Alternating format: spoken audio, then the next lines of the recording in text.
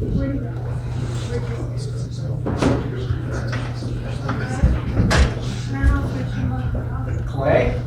Mr. Mayor, very sorry. Good evening. Always look sharp, you know? Hi. Appreciate that, Mr. Mayor. Yeah. You're hard at it. Tamara Allen is here. She gave us a handout saying that it would be nice if, you know, you work, or the gentleman wore ties and that kind of stuff at the meetings. It's okay, not get in your way. About as good then as it is now. Sid, you can sit there.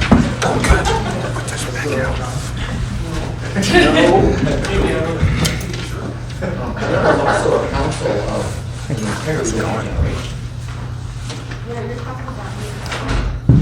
well, you were the young one.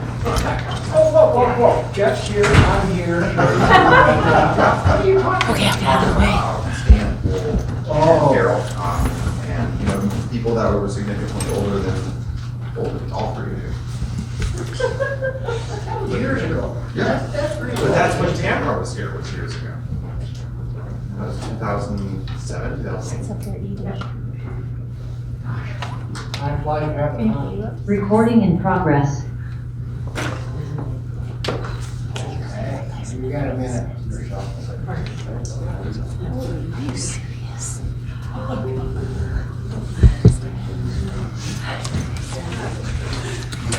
Sit on my knee.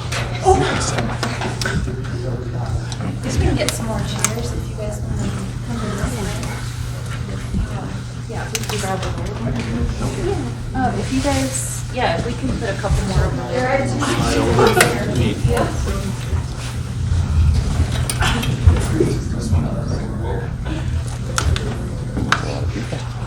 one more there, you come over here. She wanted a chair, I think. Okay. Or, does it matter? No, just as long as you're not blocking that, but, oh. Okay. Yeah, we can pop a couple. Sure. No one's going to get Thank you. Well, okay, folks, it's 5 o'clock, straight up. So let's go ahead and council meeting is started. You will call the roll.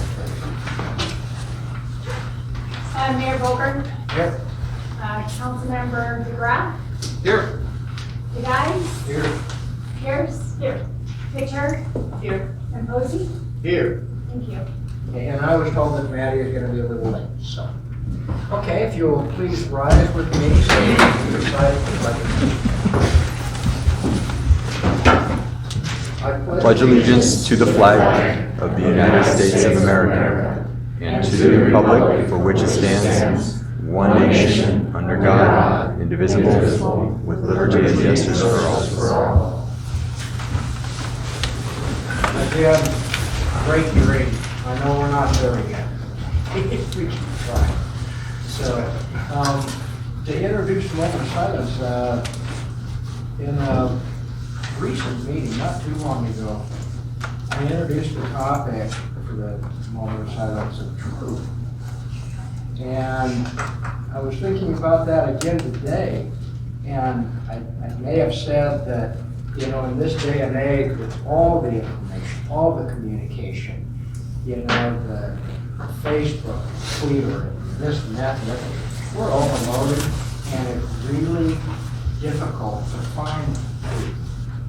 In fact, the question, what is truth, keeps coming to mind quite a bit. But I do know that some truth is right in front of our face, and hopefully we'll see it, maybe not, but other truth we've got to really look for. Start digging, you know, because it's just not obvious. And also, I've got to, personally, and I'll speak for me, I've got to be open-minded and objective, because a lot of times the truth turns out not to be what I initially thought it was going to be or wanted it to be. So let's go ahead and take a moment of silence. And what I would hope is that you use your prayers, your thoughts, your meditations, just along the direction of all of us all of us seeking truth as best we can. So take a moment of silence.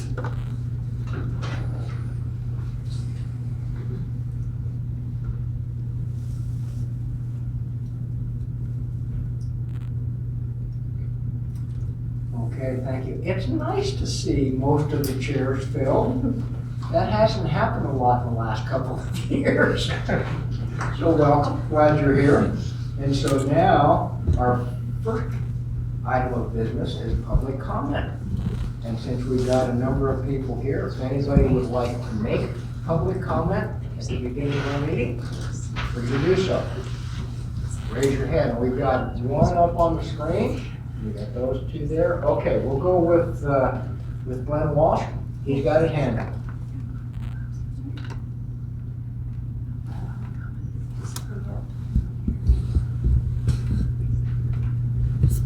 There he is. Hello. Hey, Glenn. Hi, Mr. Mayor.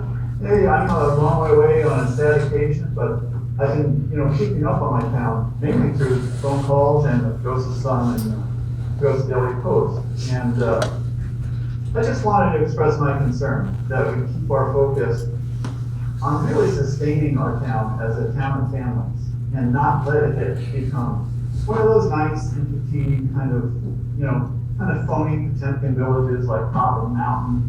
You go there and for 3 days it's great, and by the fourth or fifth day you realize, boy, something's missing. There's no soul here.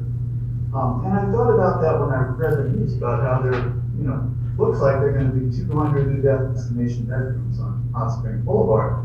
And I'm not a no-growth person, and that's good news in a town that's balanced and ready for that type of growth. But the Hotel Industry Association itself is kind of all over the map, but some of them will say that one new hotel room creates 2/3 of a job, and the others will say with the multiplier effect, it creates a job and a half. So 200 new destination bedrooms on Hot Springs Boulevard is going to be, take your pick. It could be 140 new jobs, it could be 250 new jobs. And I think that's great, except the question comes up, where are 200 new employees going to live? I'm sure there is not a person in this room, at least a person on the town council and administration that thinks buying up 150 low-income apartments and throwing their families out into the snow in February is a workforce housing program. I hope you're not personally offended. I would have preferred if the town council had taken the lead and created a dedicated funding stream. I was moved by the planning commission. I don't see like a lot of money in the general fund. If we have to reconstruct Hot Springs Boulevard and reconstruct that bridge, we need a dedicated funding stream for the people who make our vacation industry possible. Or we can become not a town of families. We can just become one of those towns which has tourists, short-term rentals, vacation condos, and all the workers live in converted hotels, studio apartments, high-density dormitories. And I don't think anybody really wants that. So, I really have no conclusions and I have no answers, other than that, I was joking with a friend that, putting out the fire with gasoline is my favorite Bowie song, but it is a terrible workforce housing policy. So we really have to do something. So thank you very much. Thank you, Glenn. We will go to someone on my right first, and then the guy sitting next to you. Just name is all you need. And you got to come up or just stand here. You can, wherever you're comfortable. If you can hear me, I'll go ahead. I can hear you. My name is Ronnie Vaughn. My residence here is 1080 Lake Forest Circle in beautiful Pagosa Springs. Beautiful city. I was on a Zoom meeting with San Juan Basin Public Health last week when I was astonished to see and hear during that meeting there were board members that never heard of VAERS system. Vaccine Adverse Event Reporting System. This is the CDC, FDA, HIH website to report any adverse reactions to the shots. Why am I bringing this up? I thought to myself, if the San Juan Basin Public Health has no idea what VAERS is, I wonder if our county council knows what it is. Do you? If not, you're now being informed. And I think it is critical for the well-being of this community that both sides of this pandemic be heard. There have been over 1,053,830 adverse effects from the vaccine and 22,193 deaths. And this is just one example. How many here knew about the Senate hearing last week held by Senator Ron Johnson on the COVID-19, a second opinion?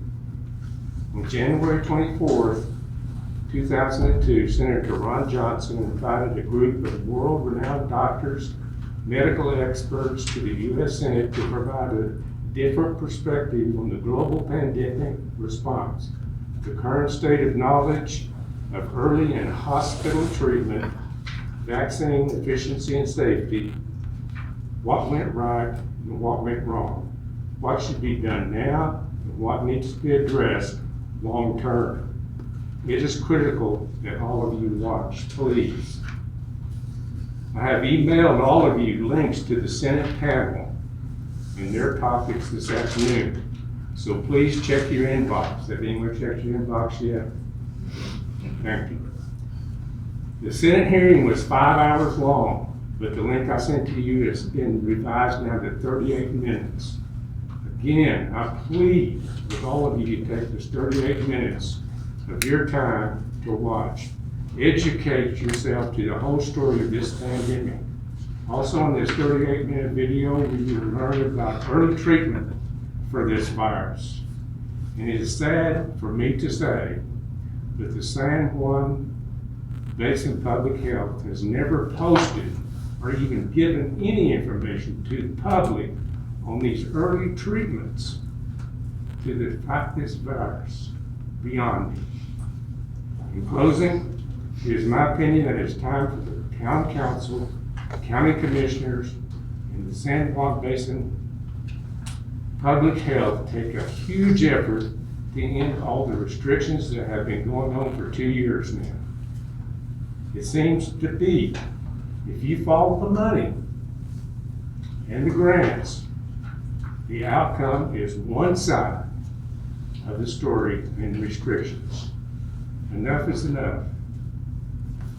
Help our community get back to freedom, which we have for the past 2 years have forgotten. Y'all remember what freedom was? It's time for this to stop. Thank you very much. Thank you. I'm gonna step out of this little aisle, if you guys don't mind. So I think you bring up a good point. Could you please state your names? Oh yeah, my name's Gunnar Bergkamp. I live here in the county. I appreciate that. You are asking about discernment of truth. So I would love to hear what your guys' responses are. What is your metric for truth? Is it a legacy institution that has millions, hundreds of millions, billions of dollars at its disposal? Is that a metric for truth? Because I can show you counterexamples, which in logic would negate the assumption where that's not true. So, I mean, I want you guys to really think about what is your metric of truth? It's not an easy question. I'd love for you guys to share it with us. You probably might not be able to come up with it that quick. I'm always refining my personal metrics of truth. It's not an easy thing to address. You know, many of these people in this audience know I've approached San Juan Basin multiple times asking for a burden of proof to remove the rights of these communities. Unfortunately, I probably have more health background than most people on that board. I've worked in an emergency room. I've done medical research, and they fail to respond with any quantifiable metrics whatsoever. So the null hypothesis has been a standard in clinical applications around the world for decades. Nothing. The leadership in both of these counties has given the citizenship a lot to be angry about in the last couple of years. And I felt pretty angry at times myself, but what I've come to the conclusion, I actually feel more sad, a sense of pity more than anger. If these leaders don't have the intellectual capacity or ability, which I don't think is true, and maybe worse, if they don't have the courage to stand up for what's right, then God help you. Go ahead. Bethany Cole, PO Box 5976, Pagosa Springs. I'm just curious if council is having a difficult time, as I am, understanding this initiative of short-term rental. If you guys are having a hard time understanding where the money is going to be allocated, I'm having a very difficult time figuring out what the plan is after, say, this passes, and we take this money allocated for affordable housing. But to my understanding, what I've been told is that the town could just use it if there's nothing allocated for whatever they wanted. So I'm just curious if you're having that difficult time as I am to understand what the plan is if this passes. So, thank you. Thank you. Anybody else? Go ahead. Hi, Sarah Cole, PO Box 5821, Rosa Springs. Excuse me if my voice shakes, I'm used to speaking. My name is Sarah Cole. I myself and other members of the community have expressed our concerns regarding the overreach on our constitutional rights for the past 2 years.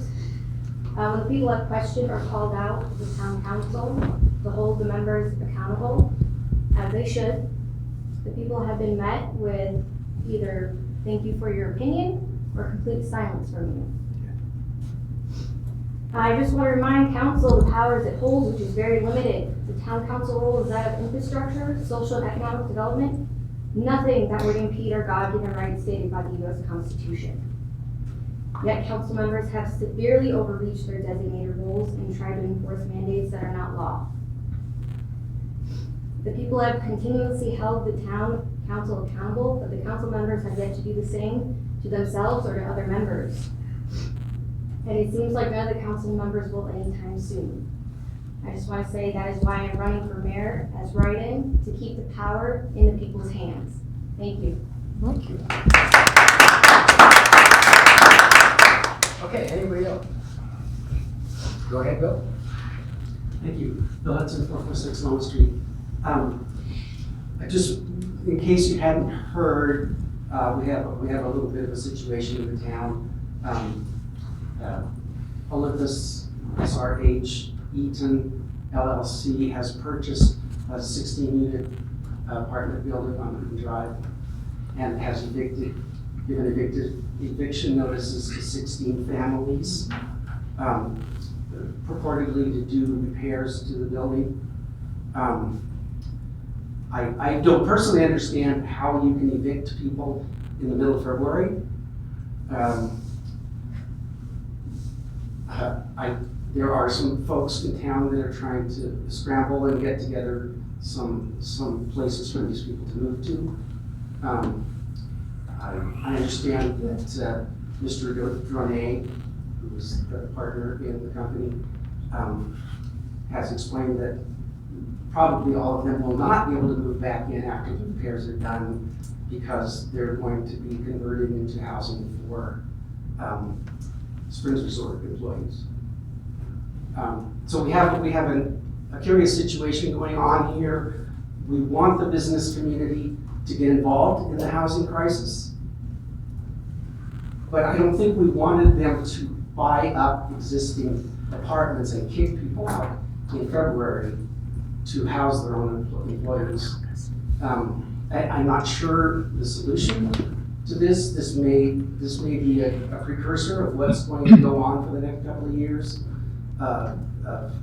Wealthy employers kicking out people that are maybe not making as much money as their own employees. So it's maybe something that this council will want to look at. Is there some way we can address this problem before it gets worse? So I just want to make sure you all had a heads up on that, and I'm sure you'll be hearing more about it as the situation unfolds. Thank you. Okay, anybody else? All right. I don't see any more hands, so close this to public comment right now. You'll have an opportunity to make public comment at the end of the meeting. Now, let's go on down to consent agenda. There are only 2 items on there. Is there either of those items that council would like to have taken off for further discussion? And if not, then the chair will entertain a motion. So moved. Oh, no, you didn't actually say the motion. Mr. Mayor, I move to approve the consent agenda. Second. Okay, we've got a motion and a second. All in favor signify by saying aye. Aye. Opposed? Passes unanimously. Okay, let's go on down to unfinished business. James, you're going to be on here and introduce ordinance 969, second reading, vacating Whispering Pines Phase 11 plat and development improvement agreement. So this is the second reading. Go ahead. Thanks, Mayor. This is coming to you for your second consideration and second reading. Vacation of Whispering Pines Phase 11 plat and the associated development improvement agreement.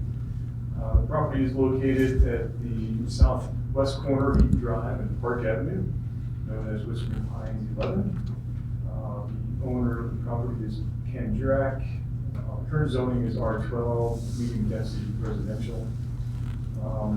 This plat was approved back in 2007. Subsequently, the developer did request bonding to be released by the town council, which was done a number of years ago, I believe in 2009, 2010 approximately. Since then, the developer had lost that back to the bank. The bank has sold it. The current owner has no plans to move forward with the development as platted, so is requesting this data along with the development improvement agreement, which is recorded and attached to the property. And since the bonding's been released on that, there's really nothing that is obligating the property owner to provide any public improvements that were anticipated as part of the original proposed development. With that said, there are some easements that will be retained once, if this is vacated. The property will be reverted back to the status it was prior to the Whispering Pines plat being amended, being recorded. It does impact 2 properties. That Whispering Pines 11 was on 2 properties. It reverts back to the vacant property status prior to Whispering Pines 11 if you approve the vacation. You did approve this on your first reading at your last meeting on January the 20th. I'm certainly available if you're going to get into any more details in this consideration for your decision. Any questions? Yeah, let me read the title for the record. Go ahead. This is an ordinance of the town of Pagosa Springs, vacating the Whispering Pines Townhomes Phase 11, plat number 8768, 876B, 876C, and the associated development improvement agreements. Thank you, Jamie. Okay, with no questions for James, any discussion before I open this up for public comment? It's an order. Okay, the second reading of the ordinance. You all heard a little bit of introduction. Anybody like to make comment? Okay, closed for public comment. Chair will now entertain a motion. Go ahead, Jeff, and then. Mr. Mayor, I move to approve the second reading of ordinance 969, vacating the Whispering Pines Phase 11 plat and associated development improvement agreement. Second. We've got a motion and a second. All in favor signify by saying aye. Aye. Opposed? Passes unanimously. Okay, let's go on down to item number 2. James, you're still on, and it's ordinance 971, second reading. Thanks, Mayor. For the record, this is ordinance 971, second reading of an ordinance of the town of Pagosa Springs, vacating a portion of public utility easements on lots 17XZ and 16XA of block 52 of the town site of Pagosa Springs. This is your consideration on second reading. You did pass first reading at your last meeting. In essence, staff presented that when a lot configuration plat amendment occurred on these lots, staff required a 7.5-foot side lot line public utility easements. In actuality, we should have required 5 feet along those property lines. So in essence, this ordinance is vacating 2.5 feet of the platted dedicated 7.5 feet utility easement, so that the result is just a 5-foot public utility easement, which is consistent in the downtown district. There are no utilities installed in these utility easements currently, so it doesn't impact any service lines to any of the properties or these properties, these subject properties. We've confirmed that with all the utility providers. Again, this is your second reading, and I can certainly get into more details if you'd like. I'm available for questions. Anything for James? Any questions? Okay, then I'll open this up again for public comment on this particular order.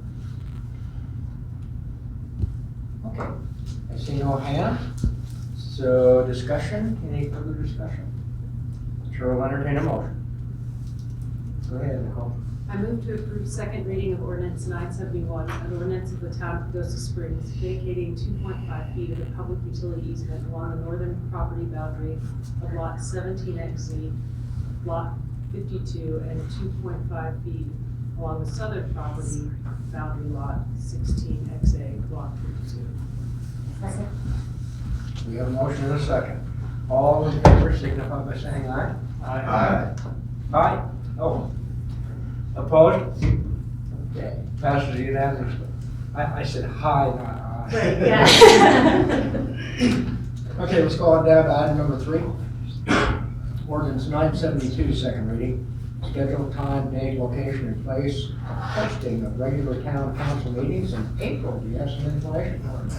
I do. So each year, the town charter requires us to pass an ordinance setting our dates, times, location, and place of posting of our meetings.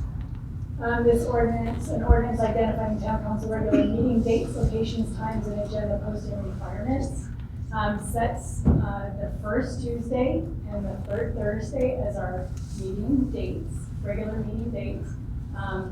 If there is fourth Thursday, if there is a Thursday that comes before the Tuesday, it becomes the fourth Thursday. All the meetings are at 5 o'clock. It'll be held here at Town Hall. We will continue to try and keep Zoom going for those people who want to participate on Zoom. And the postings will be downstairs in the Town Hall as well as on our iCompass portal. Any questions for April? Again, this is an ordinance, so we want to give you an opportunity to make public comment.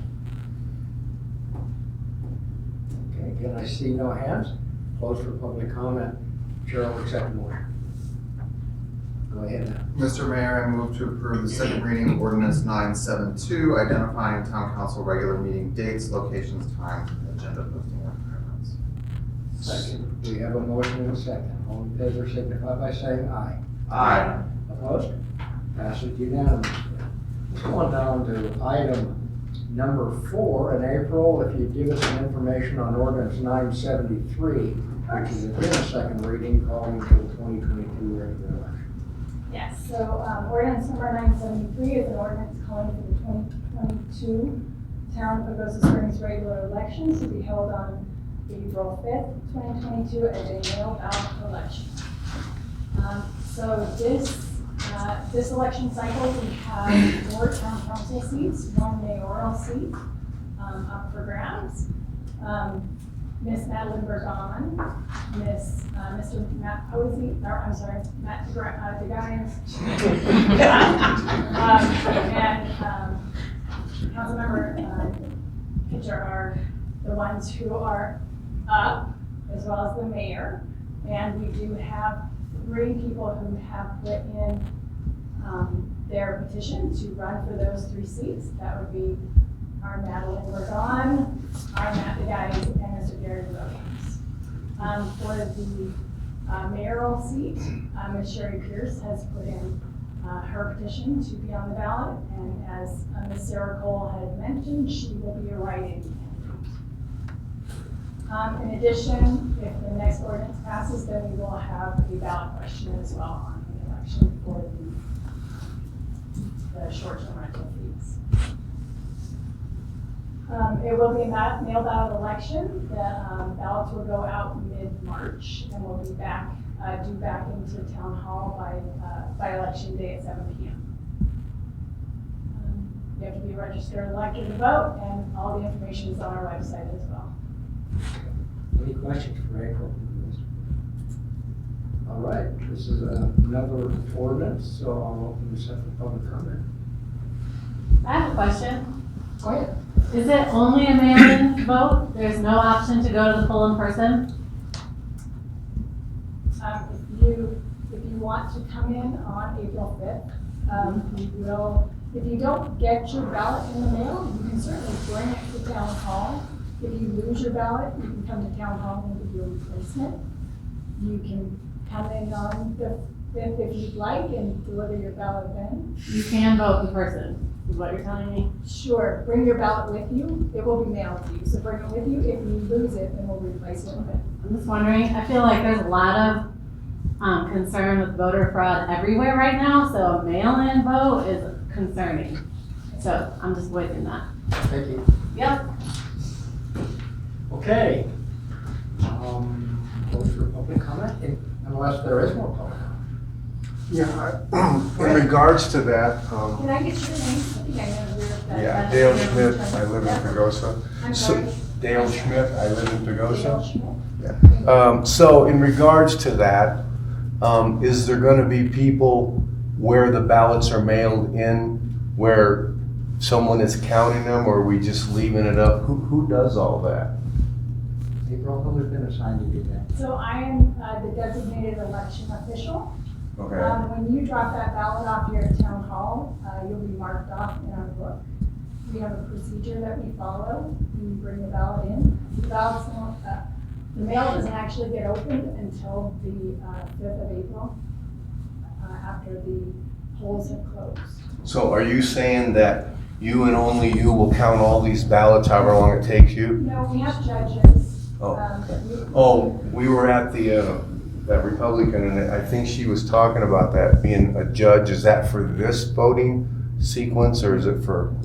Yeah, we will have judges that will be sworn in. That will. So it's possible to become one of those, however you find that out. Okay. Okay. Any additional public comment? Okay. Close for public comment. If there's no further discussion, Chair will entertain a motion. Go ahead, man. Mr. Mayor, I move to approve ordinance 973, second reading, calling for the 2022 Town of Pagosa Springs regular election to be held on April 5th, 2022 as a mail ballot election. Second. We have a motion and a second. All in favor, signify by saying aye. Aye. Opposed? Passes unanimously. Okay. Now let's go on down to ordinance 974, and this again is a second reading. Proposed charter amendment for short-term rental fees for workforce. Thank you, Mr. Mayor. Good evening, Town Council. I'm going to recuse myself. Okay. Thank you. So for the record, this is a long title. It's an ordinance submitting a charter amendment to the registered qualified electors of the town of Pagosa Springs to be held at the regular municipal election on April 5th, 2022 as a mail ballot election, setting the ballot title for a proposed amendment to the home rule charter, initiating a workforce housing fee for short-term rentals amounting to at least $150 per month for each permitted bedroom, with all fees dedicated to creation and sustainability of workforce housing aimed at households earning less than or equal to 100% of the area median income. So the town clerk, April Hessman, did receive a petition from a group of citizens who circulated that around town. So they did qualify to get enough signatures to place this on the ballot. This was a citizen-led initiative. It was not, directed by town council. They did get enough to procedurally put that question on the ballot, so it will be ballot question A. The title will be basically what I just read, except for it does provide the qualifier that if the property owner lives on the property at least 9 months of the year, then they would be exempt from that fee. So this is really aimed at non-homeowner occupied rentals within the town. I know there have been a lot of questions. We just heard this evening about how this will be implemented, and frankly, since this came from a group of citizens, we don't know. If this passes, then the town council will then have to work with staff on implementing this voter question. So with that, I will try to answer any questions that you have, but really this is a procedural thing to place this on the ballot. There's really not a lot of leeway that town council has in putting this on or not, since they did meet the requirement for the number of signatures. Any questions? Go ahead. So with the way that it's worded though, we may not have a plan for, should this pass, we may not have a plan for where that money is going to go, but it is stated what it's to be used for. So we are not able to just use this willy-nilly for whatever project we decide. Yes, and I can read out the ballot title if that would be helpful, because it does say, I'll just read it. Commencing June 1st, 2022, the town of Pagosa Springs shall collect a workforce housing fee from short-term rentals, or STRs, located within town limits amounting to at least $150 per month for each permitted bedroom, except no workforce housing fee shall be due when an STR owner resides full-time on the STR property at least 9 months of the year. All workforce housing fees shall be dedicated to the creation and sustainability of workforce housing aimed at households earning no more than 100% of area median income. So get that, that's what the ballot title would read then. All right, any other questions? Any discussion?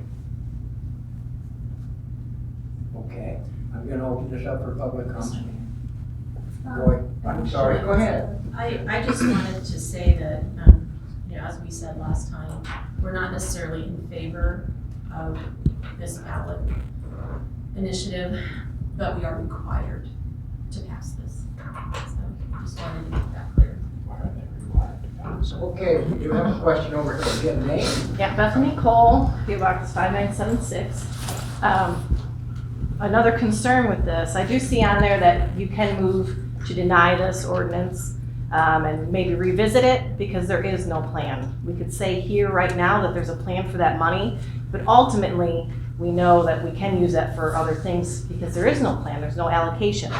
We're basically rubbing it in these people's faces, $150 per room for vacation rentals where the county's not allowed to vote on this. We're punishing them, but we don't actually have a plan in place. So there is a motion on there you can deny, and I would encourage you to do that because, and I see Mr. Posey shaking his head, but and until there's an actual plan, it's not right to take this money from these individuals if there is no plan and perhaps this money might be used elsewhere. So just think about that when you think about this initiative. Do you want to, would you be willing to go ahead and clarify the reason that this really is a procedural issue and we don't have much choice with putting it on the ballot? Sure, Mr. Mayor, it's the statute that clearly states that for a charter amendment, it's automatically considered a legislative action, which is in the Constitution of Colorado and our charter, a power given to the people by initiative. And their only hurdle is to gather the appropriate amount of petition signatures, which have been certified and verified by Ms. Hessman.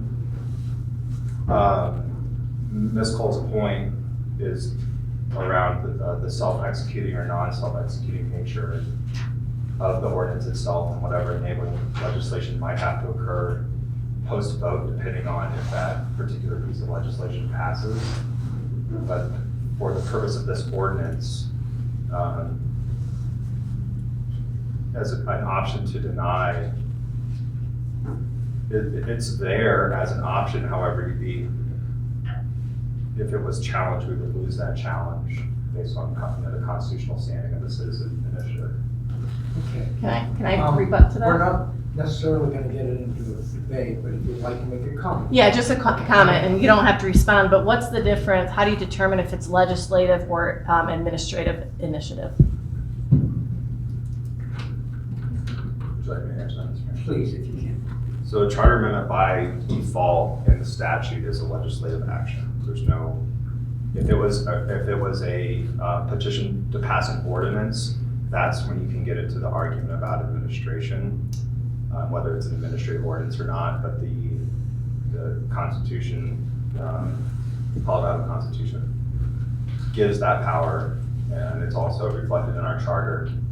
And because we're a home rule municipality, that's the reason that you can amend the charter under a citizen-led initiative, and that's also the reason that by default it's a legislative act. Gotcha.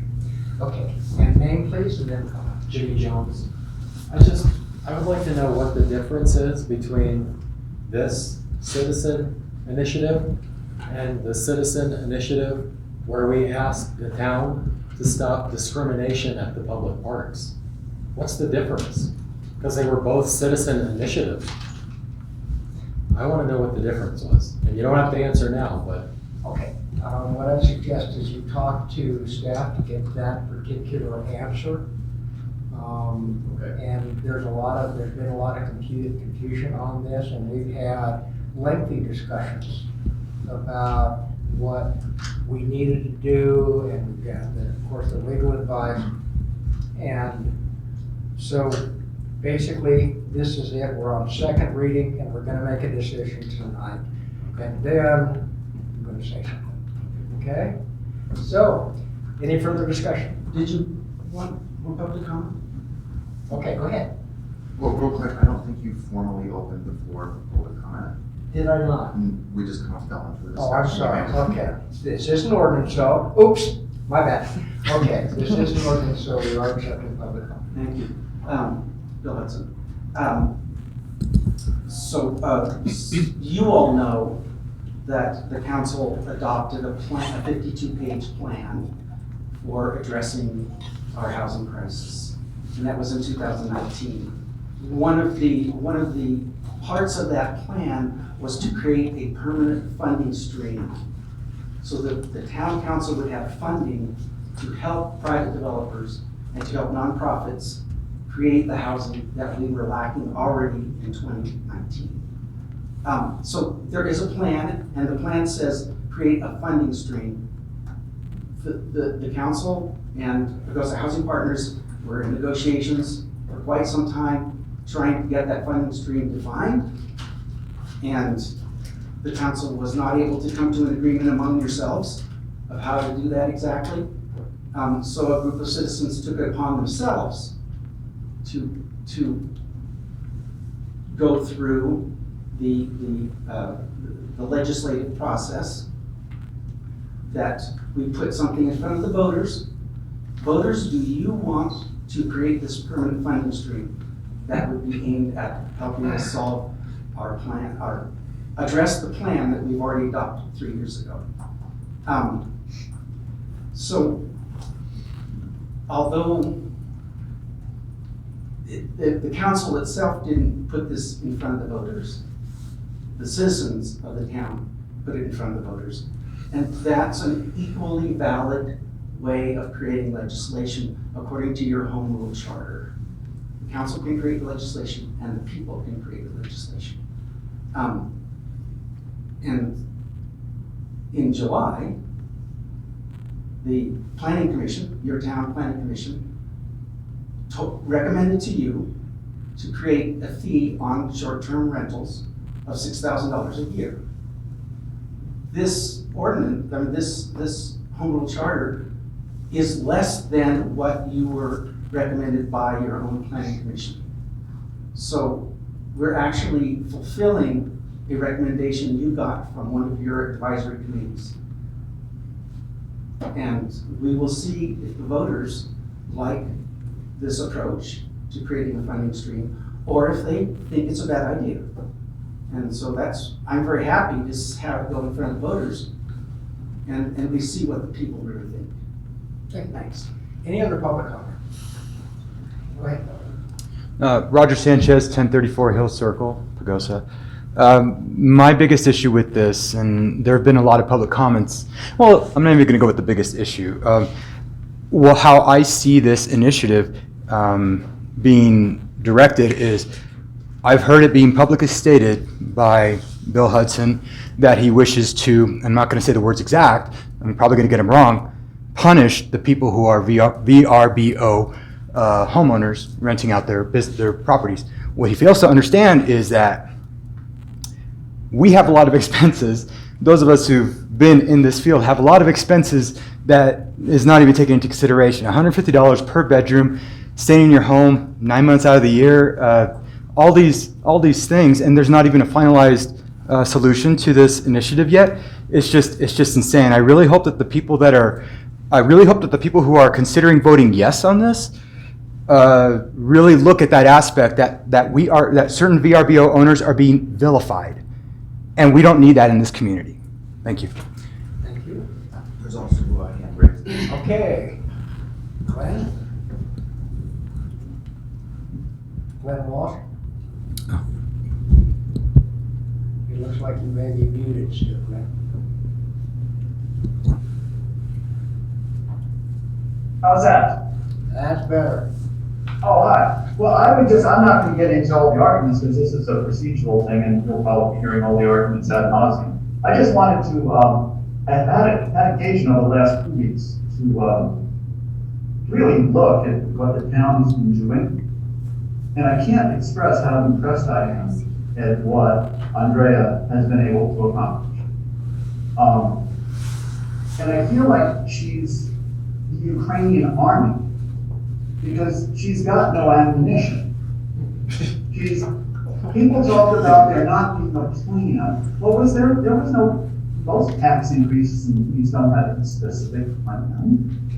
The school board didn't, the county didn't, I mean, they're dedicated to specific purposes. Now, right now, depending on how you want to count them, we have 1 or 4 workforce housing projects. And given the fact that we have no debt to the funding stream, and we can offer some fee deferrals and a little bit of land, and some of the land comes with a pre-existing foundation. It's amazing what's being accomplished. But what we're getting is workforce-ish, because we have no money to bring to these deals. I mean, I'll be first in this week, 25 of the 96 units are workforce. But those could be $1,100 studios or $1,300 one bed. Now, volume is good and it may turn out to be better than that. But if the town can go to the developer and work in partnership, maybe we don't get 25 units, we get 50 units. And maybe those studios are not 1,100, they're 50, and 1 bedrooms are $1,000. I mean, and in the Cervicos proposal, again, you're really doing a lot with very little negotiating power. But of course, if you had a funding stream of $600,000, $700,000, $800,000 a year, well, those 1 bedrooms don't have to be 500 square feet or 550, they can be 750, and really flexible for a workforce or for a small family. And the mix can be more 2 bedrooms than 1 bedrooms.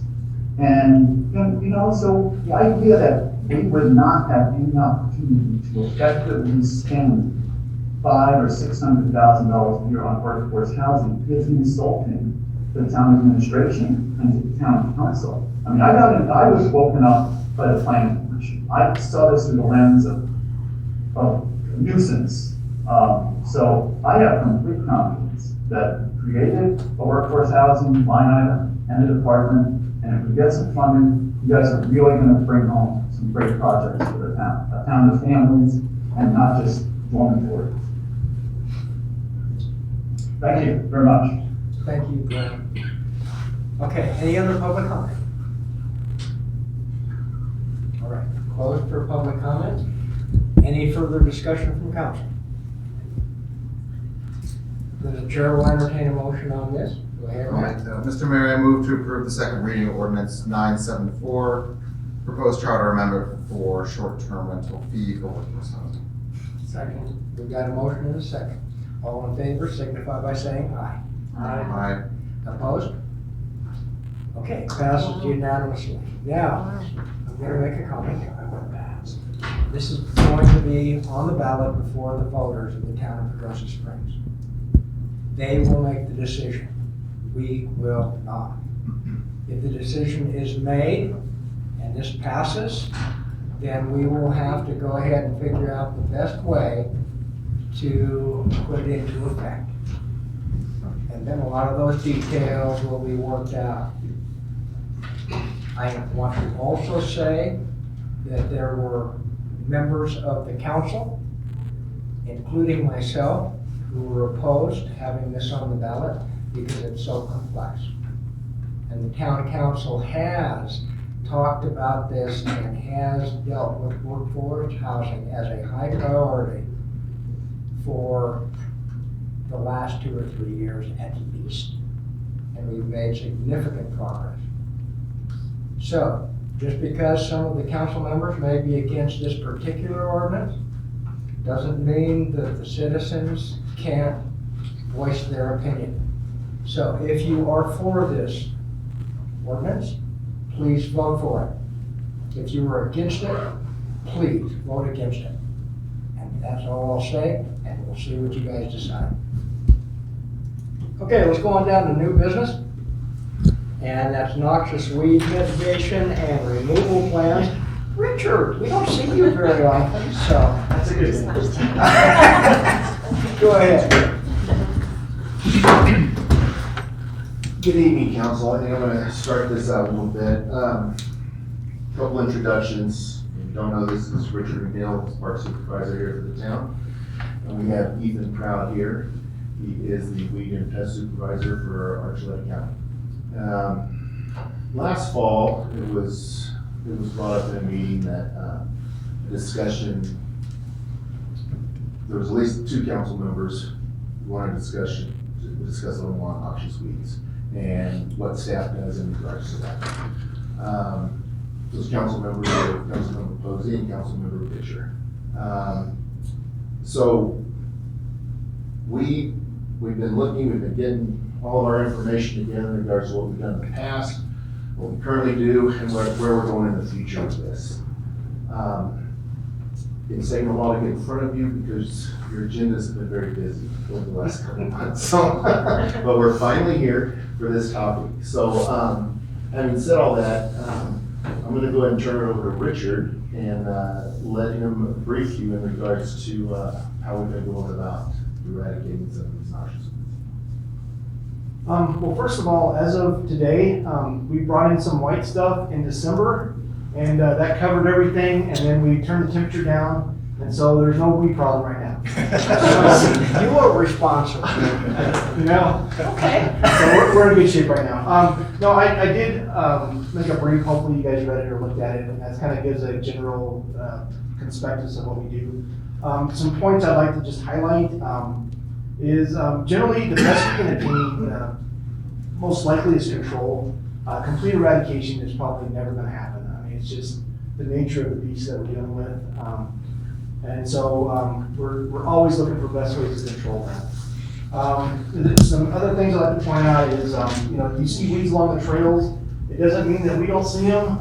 We may not get to them that day, that week, but we do see them and we will get on them when it's logical to do so. So whether it's mechanical, a little bit of chemical, whether we mow it, we do all sorts of different ways of controlling the weeds around the city. And then I just would like to comment on the different ways that we do. It's kind of a multifaceted problem, and we deal with it in different ways, whether it's chemical, mechanical, biological. Speaking of biological, this is the first year that we've done that on town property. With Ethan's help, we did introduce some rust fungus, especially in the wetland area, which is very sensitive. And I'm on the state list to get some bugs that are coming in that will target spotted gnat. So that's just a couple highlights that I wanted to bring up that we do in our program. As far as goals, some smart goals for next year. One thing I really want to do is increase the biologicals. I'd like to do that by maybe as much as 100%. If I can give Ethan again and bring that in, I think that's a great way to do it. The problem with that is that it does take a while to get established. It's not like overnight. It takes 2 to 3 years in general for that. And I'm also working on our staff. We've got 3, we've got 2, and then I myself are working on getting their pesticide applicator certification. So that's something that's some in-house keeping that we need to get caught up on, and so we're working on that. We actually test for that in March. And then I also want to get our record keeping up to date, more in line with what they use for the county. So that'll be kind of straight across the board. I think that would be a measurable way to see what we have to deal with. We should see some observable results. In a few years, at the latest with the biologicals, I think these are definitely achievable, realistic, and that's what I'm going to turn it over to you guys if there's any questions. I want to hear from Ethan to see if he said anything wrong. I would like to point out is that there is a collaboration here, and it's not this staff, we ever say, oh, we know it all, and we never reach out and try to find more knowledge, no matter what the topic is. And that's what we did with Ethan, and he's been huge. We've worked with him now for several years, and it's been a pleasure. Staff's learned a lot from Ethan, and we're going to continue to work with Ethan. Again, like what Richard said earlier, just remember that just because you walk down a path and you see a weed, doesn't mean it hasn't been treated. You might see it, but it's not like we're ignoring it. So it very well could have already been treated. So we do try and stay on top of it. And there's no excuses. At the end of the day, we just do the best we can with the staff we have. Go ahead, man. I'd like to see the town maybe do something towards educating private property owners, because, you know, a lot of us know what thistle looks like, but a lot of these other weeds that you're combating, you know, if they're thriving on private property, they're just gonna propagate back onto town property again, despite your efforts. So, you know, maybe we can do some kind of education for homeowners. Any other comments or questions? Go ahead. You said the magic words to me. I brought this up because I was interested in biological controls. So you mentioned you want to increase that. I went with Ethan on a field trip. Was it last spring or the spring before? Last spring. Last spring, yeah. We gathered, I think it was the first gathering of bindweed mites. And so we were out there gathering bindweed mites to spread out on for me, on my private property, but there's a lot of places with bindweed taking over. And I was really impressed. You have the state agents or people there who are growing the biological agents, whatever the right term is. And I was really impressed by their work, their efforts, and both how that's a long-term chemical-free solution, and the way they're doing it, which is done right, it doesn't bleed over to any other plants, so it's very specific. So that just sounded like a brilliant way to do long-term noxious weed management. And I know it takes 2 or 3 years to kick off. We've got 2 or 3 years. We can wait. So I think I'm very glad to hear that you're doing that. I think that's excellent. Yeah, and the biocontrols aren't going to eradicate weed species. So as we said, eradication is not the goal for many of the species. It's control and suppression. So we'll look at like integrated management across the entire county. You know, this area where it's heavy, we'll use as biocontrols and try and use chemical or mechanical at the edges to contain it to that zone to keep it from spreading. But then the biocontrols also will spread on their own to new infestations of the same weed species. So they kind of do some passive control for us. All right, that's great. Sounds like you guys are on it. Just keep doing it. Thank you. Any other questions? Well, I appreciate you coming back, because this is something that I've brought up every year, I guess, during budget season, because I'm always like, where's our line item for this? Like, why do we, because when I hear about the confines of staff time in controlling weeds, that's like, okay, well, do we need to have consultants, or like what can we, because I know there's critical periods when, you know, all right, we don't have time to go and, you know, pull out all of these, whichever weed in a sensitive area, you know, spraying's not an option. So if we at least like cut off the buds and keep them from propagating, I guess I just want to, I appreciate that you guys are working together. Ethan, I think you've been great for our community, so Yeah, thank super you. grateful that you're working with the town. And, you know, I think this is a very complicated issue. There's a lot of hubris of mankind when we come in and control nature who will find its own way. But at the same point, like, you know, we've created a lot of this environment for these noxious weeds to propagate. So I like that you guys are using a myriad of approaches for a myriad of problems.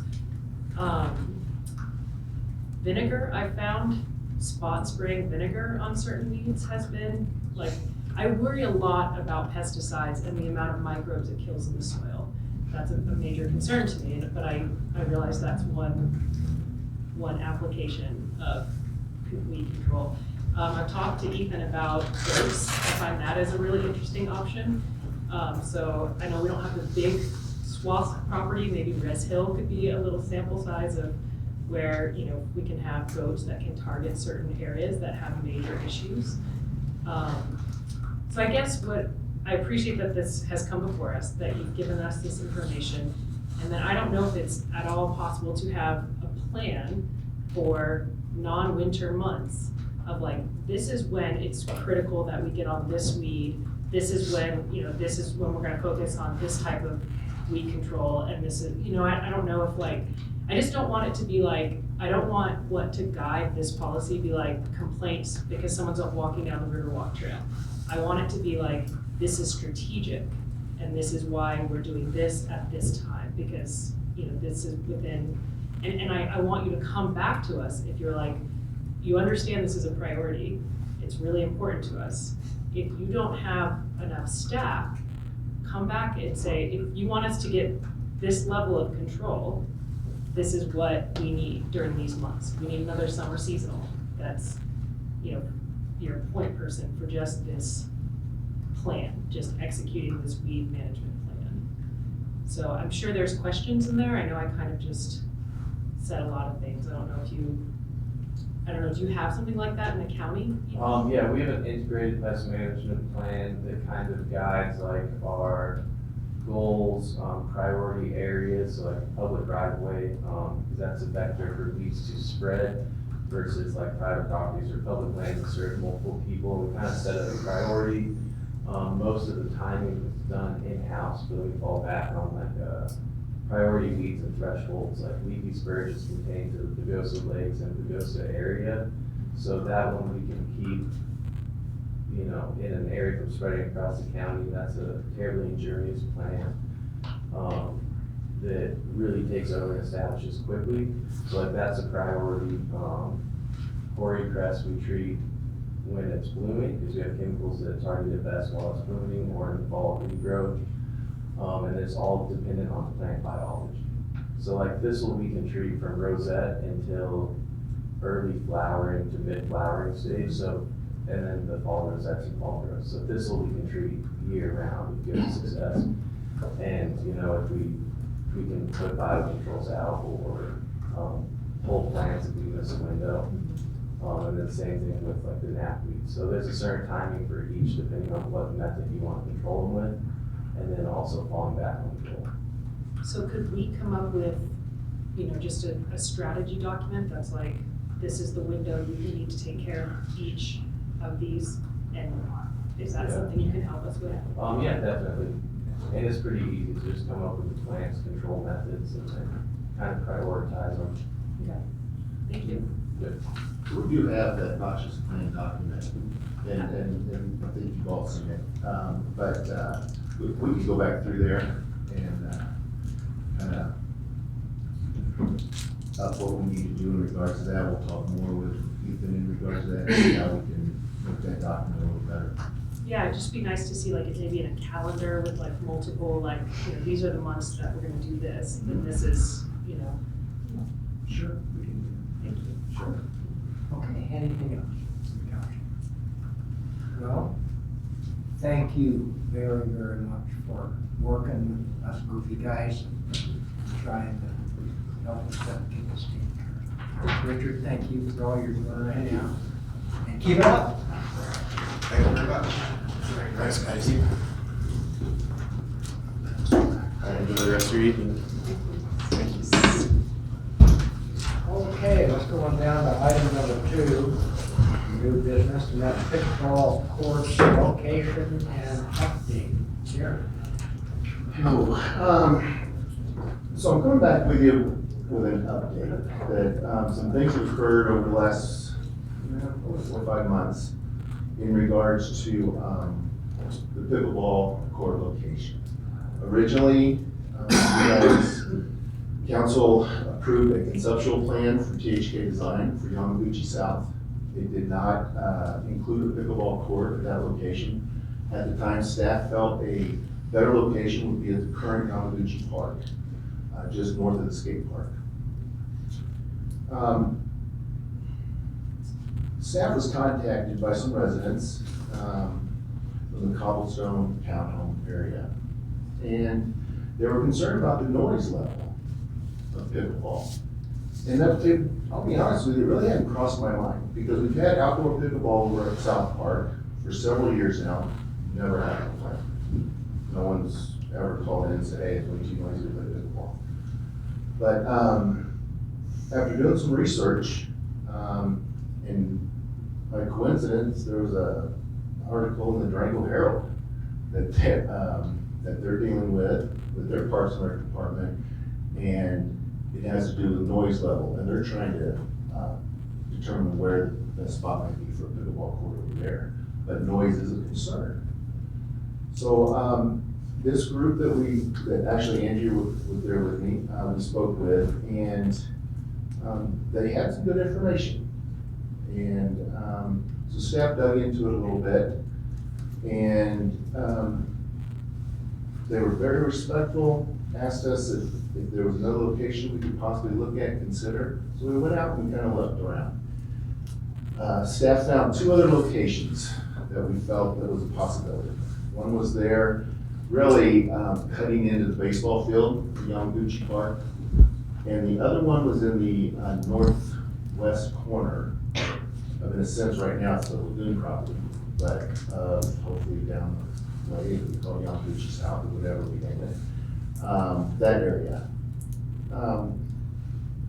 After really looking at the area, I took it to the combined Parks and Rec Advisory Board on January 6th to get their opinion on it.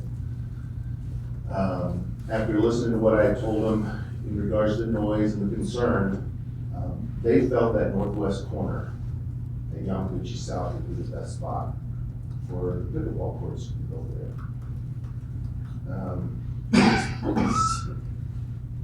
The buffer right now, and I don't know if you read through some of that information in regards to it, but roughly 500 or 600 feet is what you're kind of looking for a buffer for noise level in regards to pickleball. And currently, if we put it at the existing Yamaguchi Park, you're about 275 to 300 feet away from residents after, if we were to build it there. If we build it at the northwest corner, you're 1,200 feet away from the nearest resident. So certainly with some of the guidelines that are out there, putting it on the northwest corner of Yamaguchi South can certainly cover all that, those concerns. I spoke with the pickleball club.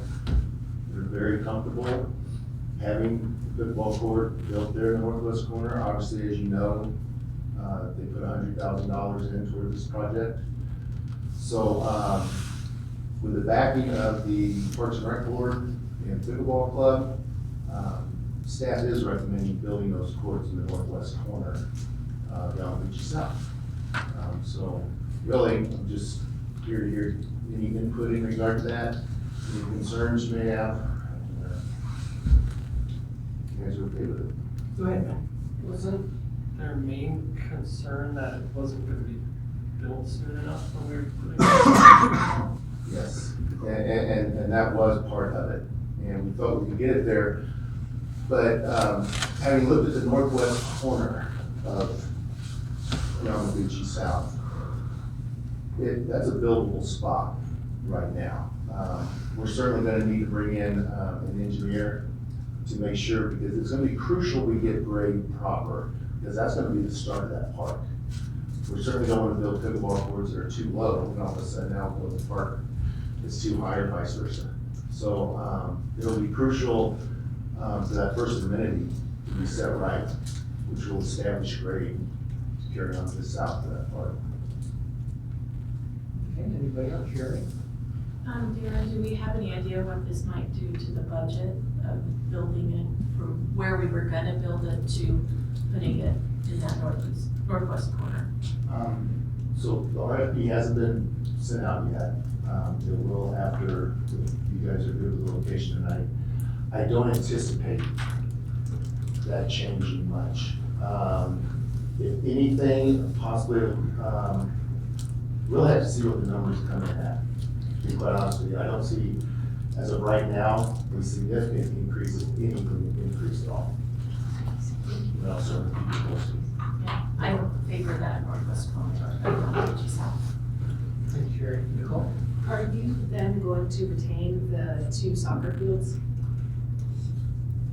For now. Yeah. Until we can get some more green space, and then, yeah. You know, it's always been tough there to grow, and that was part of the reason why I just kind of covered it up with the courts. But at the end of the day, if we decide we continue to want to have that green space there as well, at some point, we'll probably need to start over, just like we did at Mary Fisher and all that as well. And really do it right. Well, I like that. I know they're not perfect, but I like that we're going to keep those for now. So I like that about this new location. Anybody else, any questions or discussion? Okay, looks like the decision was probably a good one. All right, thank you very much. Thank you, Darren.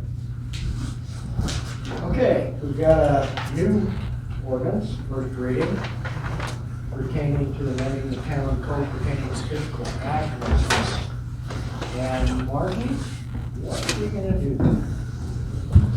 Good evening, council. Glad everybody will be in the room. In December, staff brought forward the topic of physical addressing through the town of Pagosa Springs, and that we felt the situation was poor and wanted to take some action to remedy that. And we talked about the importance for public safety and deliveries and getting a hot pizza, that sort of thing. But council requested that we find some more information before we decided how to take action on this, and to finalize and have legal review of potential change to our code in order to cover the concerns that surround physical addressing. So since that meeting, I've been talking to people in the community, I've been talking to EMS and fire, and trying to gather some information about this topic. And we've also had a staff member, Scott Maxwell, who also has served as our as a police officer, as a code enforcement officer, and as our animal control officer. I think that's everything. And he drove around town and did a survey of the town to gather the data about how big of a problem this is in town. And he was a great asset in this, because he's looking at it through the lens of an emergency responder from all the different jobs that he's had, as well as code enforcement, where he would be looking for those kinds of ways to contact people. So as far as the staff member to do this job, it was the perfect individual to do that. Did a great job driving around and surveying the different properties. At the time that I wrote this, he had done 715 properties in the town of Pagosa Springs. So this data is pretty exhaustive. He has another 100 or so to go before we get the last of the data back. So that's what our group for the data that we collected is. And I included a short synopsis of that data. I'd be more than willing to share the full spreadsheet, but like I said, it's 715 documents for that. What we found was that about 1 in 5 structures in Pagosa Springs does not have a physical address posted in any way, shape, or form. So on a typical block in Pagosa Springs, like on South 8th Street, there are 10 lots.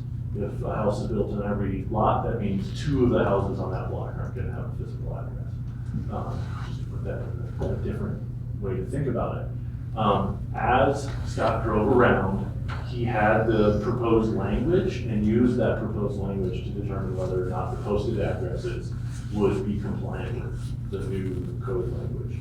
And he found that only 33% of the properties in the town of Pagosa Springs met the new town language that we're proposing. And I do want to remind you that the language we're proposing is not overly strict. It is language that makes sure that you can see it. It isn't blocked by flags or trees. We had a lot of no contrast, where someone puts up a dark brown against a dark green, things like that. I gave a short synopsis of some of the things we found. We had Sharpie written on 2x4s, pounded into the ground as an address. So it's not that we were out with a ruler. We weren't on front porches going, "This isn't 4 inches," and things like that. We're not really being overly critical. These were street side assessments of homes, right? So driving by, looking at the house, and then looking at it from the other road as we went down the other side to see if it was maybe posted off the back deck, things like that. And so that's how we collected the data that we have. And I gave you a short list of the non-compliance that we found, and there is an other column that kind of doesn't fit, like the marker on a 2x4. And so the other thing that happened was I took this code language and I talked to fire and EMS and said, "What do you guys think about this code language? How do you think this addresses the concerns you have in finding addresses in the area?" And in that conversation, I reached out to Connie Cook and Kelly Robertson and Jason Webb. There you are. Jason Webb and Kelly Robertson have joined us today because they both feel really passionate about this topic. And they were really complimentary that the town is trying to do something about it. And they wanted to be able to share why it's important to their respective emergency response entities. And that they supported the way that this language was done. Because you go, man, 2/3 are not compliant, that's a big number. But 2/3 non-compliance isn't the problem. The problem is that we need to be better with our physical addressing for emergency response.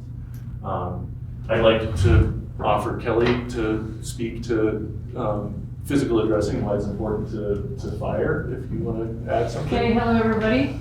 My name is Kelly Robertson. Do I need to stand or? You're right. I just have people behind me. I'm a captain and a fire marshal for Pagosa Fire. I've been in emergency services here in this community for 37 years. And looking back in the early days, don't look at me like that, Don. And to where we are now, and as far as addressing, it hasn't changed a whole lot. It's kind of, mother-in-law gave me this address, so I'm gonna stick it up, and this one means this to me, so I'm gonna put it up. Technology has changed a lot in 37 years, but it's not always helpful to us. It sometimes will get us in the area, but if there's not an address there, we can't find you. I think I can speak for most of us in emergency services, and we really do like those signs that are reflective. Yeah, they're not really aesthetically pleasing, but they are awesome. They pick up our headlights at night. We might not be able to see, everything from way far away, but as we approach, they're easy to look at. To look at addresses on homes is so difficult. And I would definitely challenge any of you guys to go out in this community and drive around and try to find some addresses. Of course, if your house is on fire, if it's daylight, we're going to see the smoke, we're going to come. If it's nighttime, we'll see the flames and we'll make it. But if it's a small fire, we need to get there, and we can make a difference. If we don't see addresses, we can't make it there. And you take the chance of losing your home. If someone is having a heart attack or a medical emergency in your home, and we're trying to get there and we can't find an address, then there's gonna be a loss of life. And I can't tell you, sometimes we look like Keystone Cops because the fire trucks are going this way, EMS is going this way, and we're running the streets trying to figure out, okay, where is this place? Where is this place? I just ask that when you come up with an idea, a plan for signs, if you would be sure that it meets the needs of everybody in the community. You know, if you want them to look aesthetically pleasing, that's one thing. But do you want us to find you? You know, I think about around 2009 in Bayfield, there was a call for a 5-year-old boy that choked on pizza. And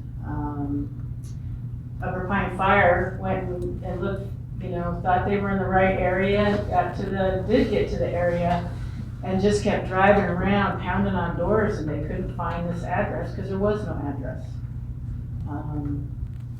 Tommy ended up not making it. He died. My chief was on the call, and he said to me, we were right there. But right there was a bunch of houses with no addresses and no direction. So Tommy's dad, Dan Miller, decided to create and adopt an address program for Bayfield and La Plata County, and got the support he needed and went out and started getting these signs out to people and, you know, talking to them about the importance of addressing. And while he was doing that, he also became a firefighter and a medic for Upper Pine Fire. But that's a real tragic story. Is it possible we've had him here? Yes. But I just don't want to see that happen here. Thank you. I brought some show and tell signs. If we could shut the lights off. And, you know, just the difference in reflective and, you know, we talked about contrasting backgrounds. Sure, you know, a black number on this wall here will show right now, but if we shut the lights off, you're not going to see it. If I run a flashlight across it, you're not going to see it. But a reflective sign, if I set it over there and we walk away from here 150 feet or better, you're going to see it. Without even a flashlight in here, that light in the hallway would pick it up, you know? And having those signs being directional so that they're pointed in kind of a way, if they're at the end of your street or something like that, say, that it's going to be facing emergency vehicles that would be coming to your home. Not straight where we have to be right out in front of it, but at an angle a little bit where we're going to pick up on it. I can go on and on about addressing. I'd sure pound the pavement with anybody in here to see that everybody gets an address sign. You know, they're $5 at Walmart. The county has them. They're a little pricey, but as the code states, you know, every existing building and new construction needs to have address identification. And nobody's gonna, you know, if an emergency happens in your family, nobody's gonna remember how pretty your sign was on your house. But everybody's gonna remember the loss of a loved one. And on that, thank you all for having me. Jason, is there anything you'd like to add? Jason Webb, I'm the chief paramedic for Pagosa Springs Medical Center, and Kelly stole my thunder, including my story of Dan Miller, who was one of the students of mine. The point that I do want to make out there, you know, when it comes to emergencies, whatever the cause is, the vital organ is the brain. The brain without blood flow for 6 minutes dies and is irreplaceable, irreparable, unhealable. It's dead. And so if you think 6 minutes, so my crews are uptown and we get a call downtown and we're coming down here and we're going to use a lot of that time getting down here, how much is each one of those 30 seconds value to you if it's your family member. And so how long can we waste time trying to figure out, is it that house, is it this house, what house is it? And so we're very supportive from the health district related to this moving forward. It is very challenging. I've been responding to calls in Pagosa for 11 years, and many times I'm standing in front of a street and I'm not sure which house it is. And usually somebody comes running out waving because they see our flashy lights and that's our clue, but not all the time. Sometimes there's one person in the building and we can't figure that out. So I ask that you look at it from the ambulance perspective. We're very supportive, as our mission is to make sure that people are healthy and they survive bad medical things that happen to them. And time is of the essence for us to be able to do that. So thank you guys. Thank you. So thank you for our guests speaking today. And this is one of the reasons that staff felt like this was a really important thing to try to move forward with, and at the very least clarify our language. And the language we put forward today for you to consider is based on best practices we've seen through other communities. They're briefly listed in my bulleted list here. But one of the things that changes is that it says every occupied structure has to be addressed. So if you have a VRBO over your garage, it's an occupied structure. And it also would mean that we wouldn't issue certificates of occupancy without having that address on the side of that building for new construction. So it would become part of that checklist for that process.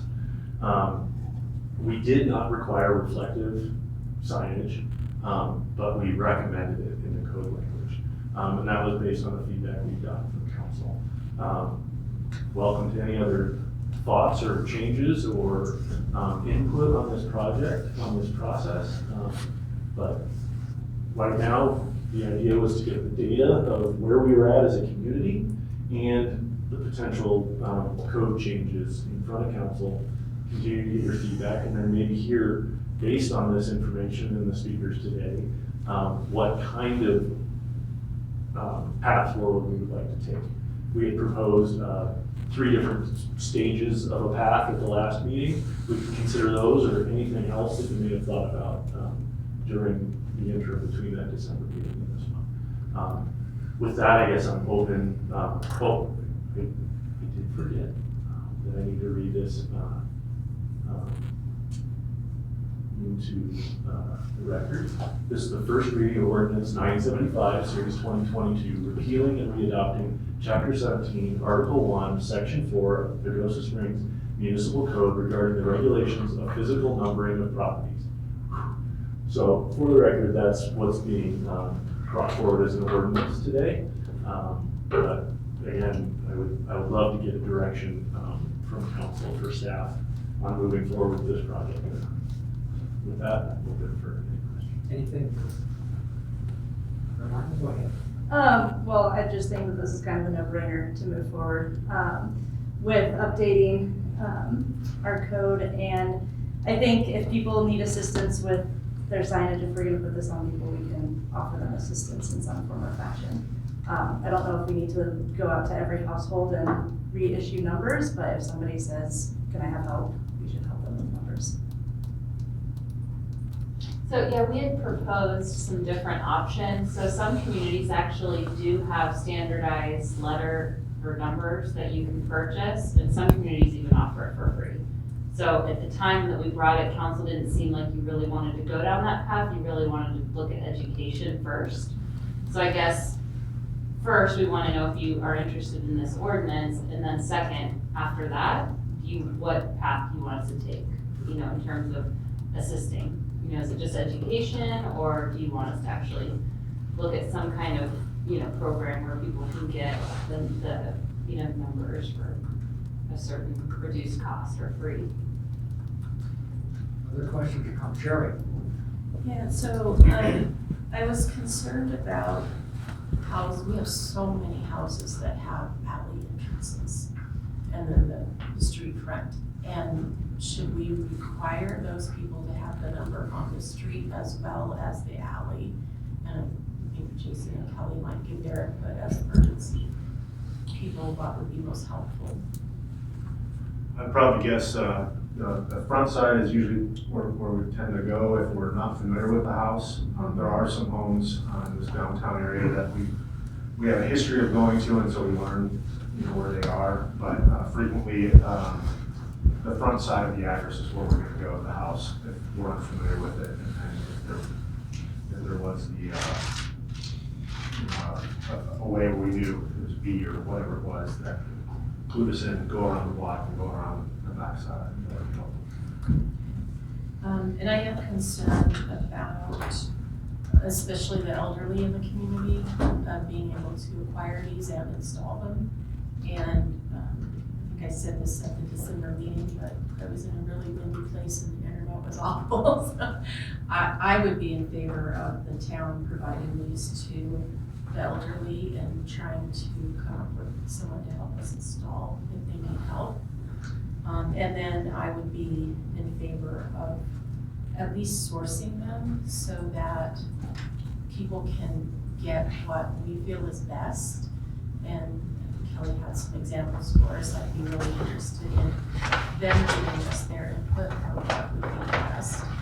And like Brad said, if they can't afford it, we can get it. If they can't afford it, then we can offer it at our cost or something like that. Super important. So the blue sign that Kelly has here, these are 3-inch lettering. And for being posted setback off the road, they're a little bit small based on best practice. So that's why we didn't want to have a whole bunch of posts out on the curb on Main Street, right? So 4-inch because it's being posted on the house that's set back a little bit. But a similar sign to that could easily be acquired by probably 3-week turnaround between getting it produced and getting it back, since we don't have a sign shop. And is the 4-inch adequate then, as far as the height per number? Well, we prefer 12, but. Actually, the Farmington Fire Marshal has changed theirs are all 6-inch. Because 4-inch is really hard to see, and this isn't that shy of 4, it's close. But, you look at these numbers, these fit more of the code. Okay, this is, just so you know, and it's kind of nice, it's plastic, it's cheap, but this is from Walmart, $5. It's got the reflective numbers. This is the county. The county gives these out for any new buildings, anytime you get a pull permit for build. But these are $25. My green one that I have in front of my property is just in really bad shape. So I splurged to pick one up. But I do think it's kind of small. But like I said, if this was far, far away, you would at least pick up on the sign and we kind of know to look for that because we are always hoping there's something reflective that we can see. So, and this is just a little option. Would somebody turn off the lights? Let's do it. See how Both of them? that is. So I'm just gonna hide it for a minute. And actually behind you would be a really great spot. You won't be able to see it now. Behind me? Behind you, if you stand behind you and just face them this way. From the right side up. See the difference? And when you move, it catches the light bulb, right? And that's what. It's a huge difference. So if I give you, let me give you these. These are super common here.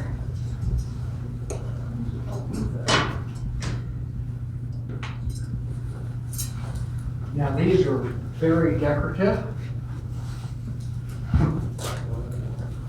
And those ones are even shiny, even the flat. What?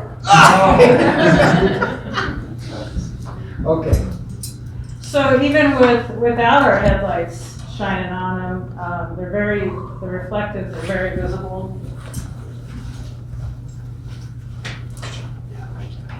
That was fun, thank you. He's always liked to drip the chain.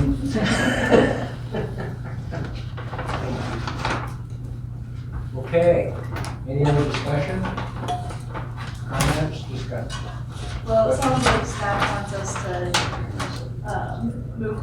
determine if we're gonna move forward with the ordinance and then revisit the topic of the assistance, kind of in that order, or? Can we provide that now?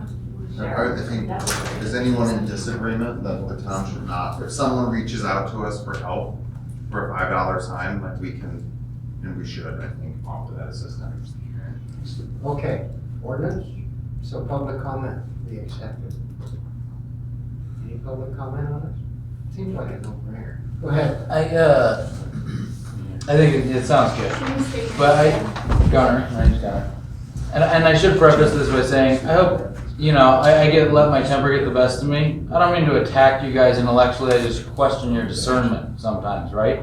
And that's our place as citizens. I'm not opposed to this in particular at all. I mean, I think it's probably a good idea, but I find there's this aspect of protecting ourselves from ourselves that is, it can be a slippery slope, not in this particular instantiation, right? But it's that can be, sometimes taken to these absurd levels. So it's just something I think about. I'm like, hey, if you're not going to take responsibility for that, you might have to take responsibility for the tragedy that might come out of it. I don't think it's a bad idea, but it is something I kind of think about. All right? Okay, anybody, any other public comment? Go ahead. Sarah Cole, P.O. Box 5821, Pagosa Springs. Are people going to be fined if they don't put these markers on their homes? We haven't talked about the enforcement of this. What we want to do is be as supportive on that as possible and not go around knocking on doors and issuing citations. And so that's our wish and that's staff's wish. It's not fun to go ahead and beat on people like that. No, and my other question is, Matt, Jack, you mentioned assistance to the public. Are you going to have criteria for that assistance on getting these markers? Or is it just for anyone who asks? I would think it's for anyone who asks. We are here to serve the people, right? If someone needs help with a $5 sign and they say what kind of help they need and can someone come out and hang it for me? If Public Works is able to do that, then sure. Okay. But I don't know. And I do have one last question. I kind of wish Jason was here, but they're gone now. Does EMS or firefighters still do any safety planning, like public safety training? For when, if you call 911, the ambulance is coming, here's what you do. They have on occasion. Do they still do it? Yeah, but I don't know what they're doing currently, so you need to contact the fire department and see what they've got planned for this year. Okay. Okay, thank you. Okay, any other public comment? No more public comment? Any more discussion? Chair will entertain a motion. Go ahead. Move to approve the first reading of ordinance 975, series 2022, repealing and readopting chapter 17, article 1, section 4 of the Pagosa Springs Municipal Code regarding the regulation of physical numbering of properties. Second. Got a motion and a second. All in favor, signify by saying aye. Aye. Opposed? Okay, passes unanimously. Thank you, staff, for getting on that. All right, next is approval for the purchase of fleet vehicles. Mark? Go ahead. I just had a good. No problem. All right. In the 2022 budget, council approved the purchase of 2 new fleet vehicles. And the fleet vehicles have been priced out for the current price in January. It took a while because everything was delayed in the new vehicle market. But we have a guaranteed price for 2 Ford Explorer XLTs. These are all-wheel drive with a pretty standard package. For a total of $68,600 out of general revenue number 5170445.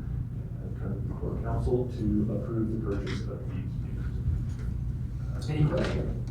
Go ahead, Sherry. I do have a question. So if we purchase from someone out of the area, quite a ways out of the area, and we need warranty work, how does that work?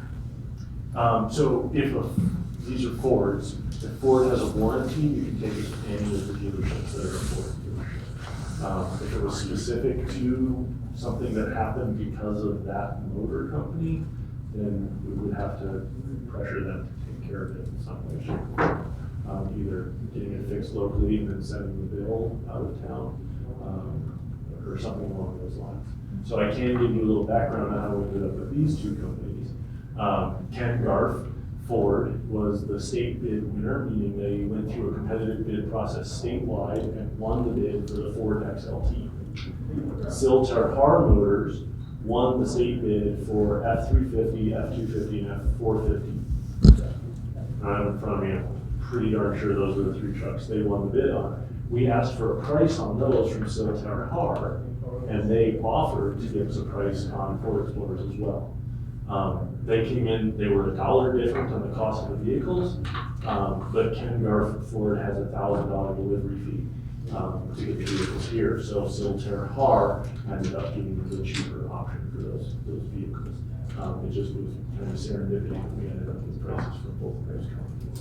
But instead of us putting out a bid and only getting town and country to give us a price, we go through the state bid process for a vehicle.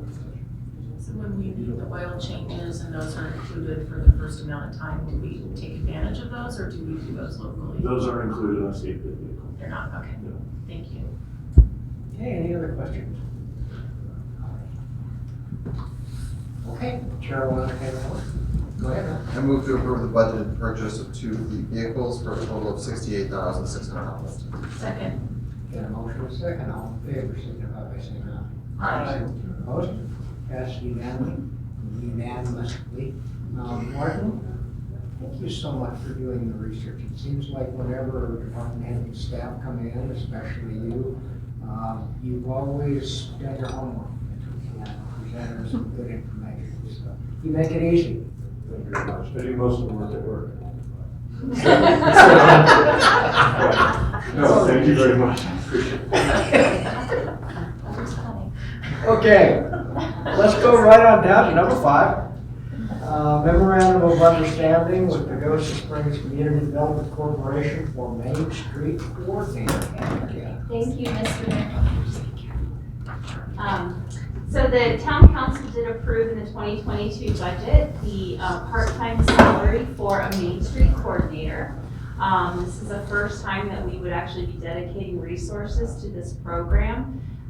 We are an affiliate community with Main Street, so it's a national level program through Main Street America, and it's really focused on downtown revitalization and economic vitality. So it can be everything from facade improvements to placemaking to public art, multimodal, all kinds of stuff. But it really is focused on your Main Street in the heart of your community. So the town has been an affiliate status for many years, and the council had expressed a desire in trying to focus on downtown by putting some resources into moving us towards a fully certified Main Street community. The Department of Local Affairs is the organization at the state level that oversees the program for the state of Colorado, and there are several communities throughout the state that are both affiliate members as well as full members. So I started talking with Emily Meisner, who is here on the call, and I may go ahead and promote her in case she has anything to share, if that's all right with you all. Sure. There she is, okay, great. So Emily Meisner is the new executive director with the Pagosa Springs Community Development Corporation. I had spoken with her during your budget formulation process, as well as Sherry Weiner, who's the chair of the CDC, about the possibility of sharing an employee. So they have a need for an administrative or program assistant who can help with some of the day-to-day operations with the CDC and would work under Emily. We had a need for a part-time Main Street coordinator. But in talking more with them, it seemed like it would be a natural fit to have the management of the Main Street program under the CDC, since the CDC's focus is economic vitality. So we have been working together on developing what that arrangement might look like.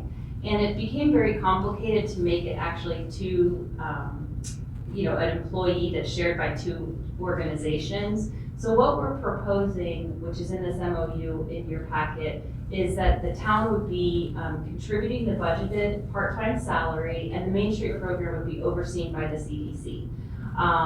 This would complement their need for a administrative person, and so it could become a full-time employee between the two roles. So the Main Street Advisory Board would need to be formed, and they would oversee the implementation of the program throughout the community. I think there's definitely a desire to have representatives on that from different sectors of the community, but especially downtown businesses and property owners. And that's a requirement of being a Main Street community. The executive director would oversee this employee and would provide benefits through the CDC. So our financial contribution would be the $26,759 that we had budgeted for that part-time salary for the position, plus an additional up to $1,500 for travel and training expenses. The MOU specifies the deliverables and the scope of services that we would want to see, as well as the essential functions of the job. We're hoping to get some more traction on this program, and I think under Emily, we could really see a lot of synergy between what the CDC is focusing on and the Main Street programs. We did have a meeting in December with the directors of the Main Street program just to talk about how this could play out, and they did confirm that Main Street can live within the local government, but can also be within a local nonprofit, like an economic development organization or a chamber of commerce. So that's actually a common model for it not to be actually a program within the local government. So I guess with that, I will open it up to any questions that you have, and maybe Emily has something that she wants to share as well. She's on the call there. Oh, she's got her hand up. Okay. Okay, go ahead. Actually, if you want to let our counselor DeGraff speak first, I'm okay with that. Because he might have a question I could answer. The question was, you had mentioned that the Main Street program can be housed in local governments or a nonprofit or something, but what about a corporation? Like the CDC. Like the CDC, yeah. Yes, yeah, I The can't. CDC is a nonprofit. We are a 501c3. Okay, thank you. Okay, go ahead, Matt. And then if it is, if the coordinator is housed within local government, does it still require a board of advisors? Yeah, so that's a requirement of the Main Street program. So they have what they call a 4-point approach that you have to hit. And then, there's certain things that you have to do that's prescriptive for their program. And having an advisory board is one of those. Sure. So when we were looking at doing this in our budget, I thought we were looking at combining some with historic preservation.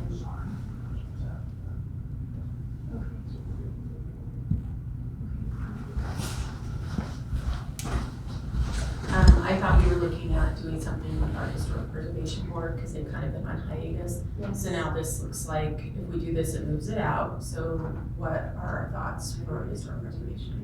That's a good question. So because we're a certified local government, we are required to have certain technical expertise.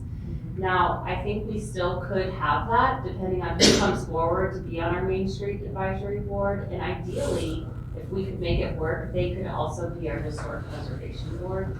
Right now, as you guys know, the Planning Commission is serving in that capacity. I don't know if they love it, but they're willing to do it. So I think we need to kind of consider who ends up volunteering to be on the Main Street Advisory Board. If they don't have the technical expertise that would be required for our CLG status, then we might need to resurrect our Historic Preservation Board. I'd like to see us do something with that because they were more active and did projects in the community. So I'd like for that not to get put on the back burner too long. Okay, thank you. Anybody else? One of the concerns I have about rolling this into the CDC is, during this last budget season, we were talking about cutting off funding for the CDC because we weren't pleased with their deliverables up to this date, and so we were going to give them one more year with the new directors. So do we want to commit to housing a new position when we're kind of on a trial period? Yeah, so I wrote this so that it's a 1-year initial period with optional renewals for 2 additional years, 2 additional 1-year renewals. But I guess that is something that, you know, whoever the individual is that gets hired, they need to be aware of, you know, that if the town decides to go in a different direction, then the CDC would then need to make accommodations, you know, for that individual if we weren't going to continue. And I do wonder too, you know, to some people a full-time job's more attractive, but to other people it's not. You know, some people are more, you know, so it's not to me like just a carte blanche, this is like, we're gonna get better applicants this way. So, I don't know. I don't know if we would maybe consider being flexible if we found someone who's really passionate about this one topic and has 25 hours a week to give. Right, and that's kind of what we were thinking is a flexible kind of up to 20 hours a week. And, I mean, granted, it would change throughout the year depending on what's happening and that kind of thing. But it's definitely a skill set for somebody who really enjoys talking to people, really is engaged with the downtown business community, and also has the administrative and kind of program skills, because with Main Street, I mean, they'll give you technical assistance and help you through the program, but you do have to meet certain criteria, right? They have to come up with a strategic plan. They have to, you know, interface with the advisory board and manage that, you know, and then it can really grow from there. I mean, there's all kinds of different programs and things that we could put in place if this gets off the ground. But I hear you about the, you know, the part-time versus full-time and, you know, that kind of thing. So, yeah, this was kind of, you know, something that, you know, in talking with Emily and Sherry, we thought there was kind of a natural nexus there, and it would make a lot of sense since we don't have an economic development department or anything yet with the community, with the town. So it seemed like it would be a good fit, but you know, something we're trying. Anybody else? Okay, any other discussion? I'll just make a comment that I think this is a good step. A year will pass very quickly, and we'll know very quickly whether this was a good idea or not. So, I think it's worth a try, but that's just me. And we do, this is, no, this isn't what it is. No, Emily might have something. Emily, did you have something that you'd like to add? You know, a few things that I would like to add. Part of the economic vitality that we are charged with is to really maintain the integrity of our downtown, and that includes our historical district. And so as the Main Street program gets developed, we are bound to uphold that historical district. So we will incorporate that into the downtown development plan. And then also, we have some new resources that we have access to right now about experience economy and how we can bring that to our area. And we're trying to strategically plan for the CDOT, what I'm going to brand as the grand interruption of all the construction that they're going to do in the next 3 summers on our highway. And how can we make that an opportunity instead of an inhibitor of business? And so I think that Andrea has spoke correctly in saying that this is a natural fit under the CDC, and we are very happy to take this on and help lead that charge. Thank you. Any other questions for Emily? Just a statement. I guess what I do like about this structure, though, is that it's not another town employee to manage. So that's kind of a nice.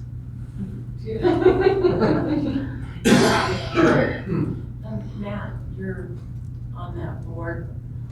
What does your board think about this? Yeah, I think the board views it, you know, opposite of what Nicole thought, where being able to offer somebody a full-time employment was going to get a more suitable candidate. And so now are they embracing the program versus just the opportunity to have a full-time employee? Well, you know, I think they're looking at it more from supporting the CDC and the executive director side of it. Just, you know, in the last few months, there's been so much activity and new energy on the CDC. And I don't think, I guess I'm not aware of a specific conversation we had about how the Main Street program is going to help the CDC personally. Thank you. Okay, anybody else? Well, I guess, on Nicole's point, is there a way that we can word this that if you are only interested in the one aspect, the one Main Street, that can still be applied for separately, or do we not even want to go down that kind of differentiation in rabbit hole? Emily, can you hear that question? There was a question about, if there was a suitable candidate who was really only interested in the part-time Main Street aspect versus the, administrative function under the CDC, could that be advertised, or could we be flexible in that those are two separate roles? And they're two separate jobs, I guess. I understand the question, and my answer would be this. I think it would be more equitable for an individual to have a full-time job with benefits than it would be for two different individuals to have two part-time jobs. As I agree with you, Andrea, the skill set is going to be unique to find in that we need someone that can speak face-to-face to businesses and be out in the community. And then we also need an administrative assistant or program assistant with the CDC. That's going to be a unique skill set. I guess if individuals are willing to just work part-time, the hard part is sometimes the job demands a 40-hour week when you're in a Main Street program, but yet that might not demand a 40-hour week all the time. But when we have events going on, or flag raisings, or, curb appeal, or whatever the Main Street program is doing, you end up putting in more hours to where the CDC could be a little flexible there, and we could offer someone still a full-time job with benefits. Matt? I think another comment is, and Emily kind of touched on this, sometimes it's going to be hard in that person's position of advocacy or leading with a business, what job they're doing, whether they're the Main Street coordinator today or they're out there on behalf of the CDC. There's going to be a lot of gray area. And if you had two different people, I think you would see them either having to carve out their job positions and create some ineffectiveness, or just have some overlapping, also inefficiencies. What if we put this out there and then see what comes back, and if we don't like anything we see, then, or if the CDC doesn't like what they see, then they consider the fact that maybe there's somebody who would, because I don't know if it's across the board, you can say it's more equitable to give one full-time person a job with benefits versus two part-time, because that's very much dependent on somebody's individual circumstance. So. Okay. Any other discussion? Can I just ask Emily a Go ahead. question? So Emily, my concern is the enthusiasm for the CDC for the program, because I want it to be successful. And I want to make sure that the CDC is behind this program as a whole. Thank you. I can appreciate your perspective there, Sherry. I really understand that.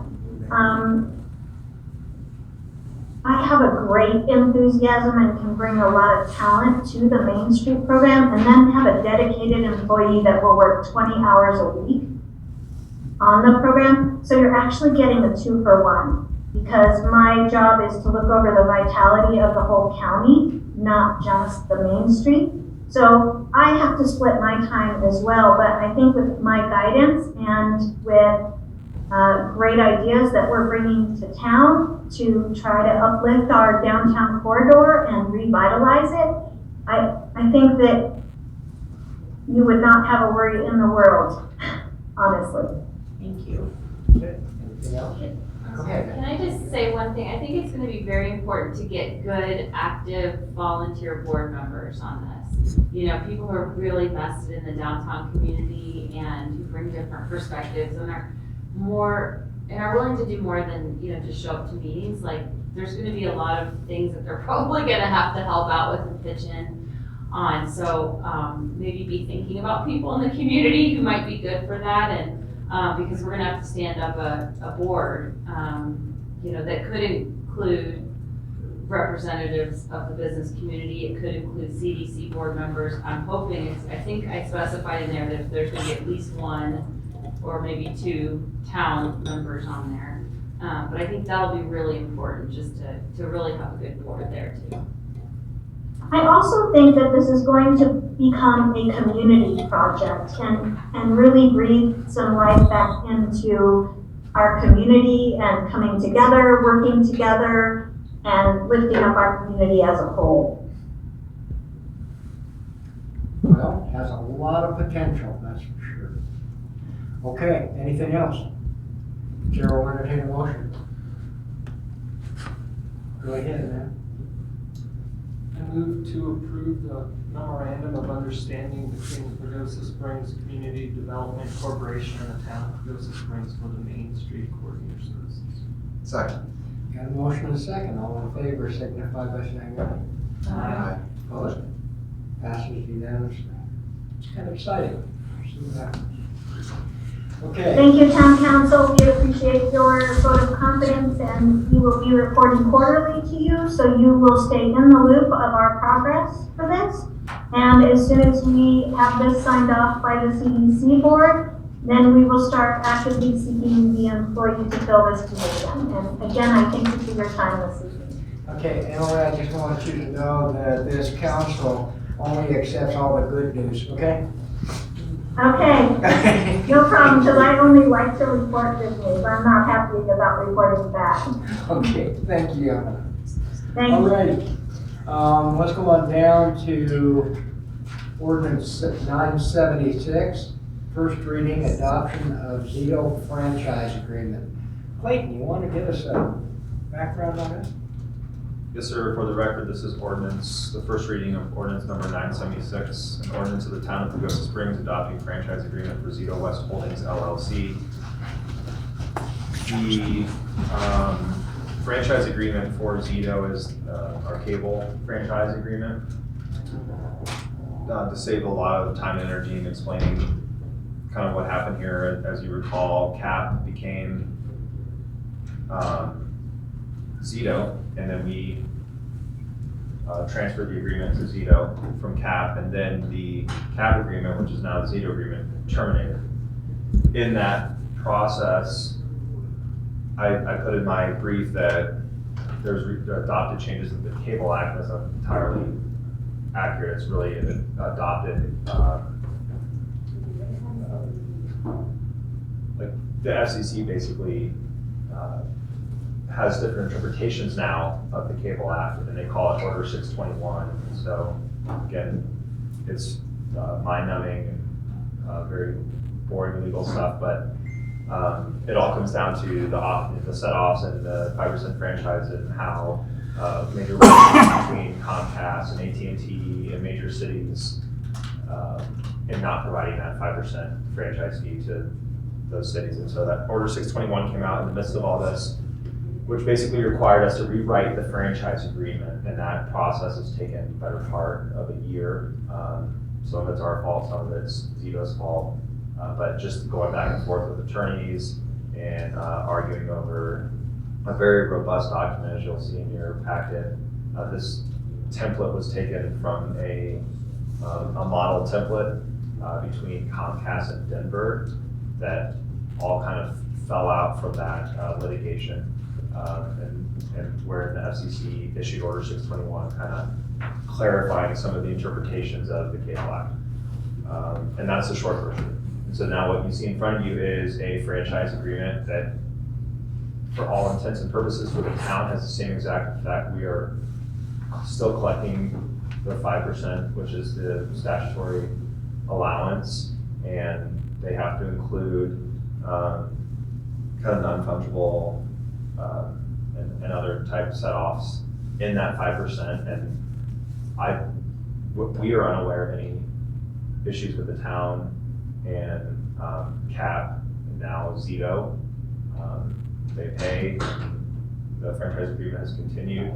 It's continued month to month, and now we just need to get this in place, on a permanent, with a permanent status. And it is required that we have franchise agreements with utilities within town boundaries. Any questions for Clayton? Go ahead, Sharon. So Clayton, I see this as a problem in my neighborhood, but as people have dropped service with Zito, for whatever reason, there's these old cables that aren't being used anymore. Some of them are even down to the ground. What can we do to get them to clean up these things? I think that's a separate topic. This is the vehicle that I guess, let me back up. This vehicle is really for them, how we get our franchise fee at 5%. The cleanup issue is addressed in here, in a proactive manner. There's no like cleanup clauses, but as they go forward providing cable for people within the town, they have certain requirements, kind of like the people who put dishes up. They have to go to existing poles. They have to try to put it underground if at all possible, that sort of thing. But they have a statutory right to provide the cable. So insofar that there's an existing pole above ground, they're going to place that there. And then, as you are aware, and as we see everywhere, you're going to see the the leftovers, and that just comes down to having a good, having a react, kind of like some sort of agreement or ordinance that reacts to them not following through with a cleanup or something along those lines. But that's not really addressed directly in this particular franchise agreement. Quite frankly, there's a lot addressed in this franchise agreement. If you look at the use of right-of-way at 2.2, it kind of goes to some of the issues that you're concerned about.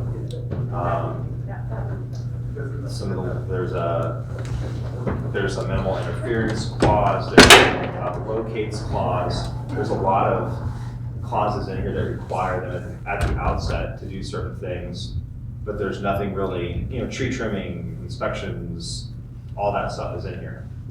So insofar that they're violating any of that, we can of course go to them and say, hey, you're violating this clause in the franchise agreement.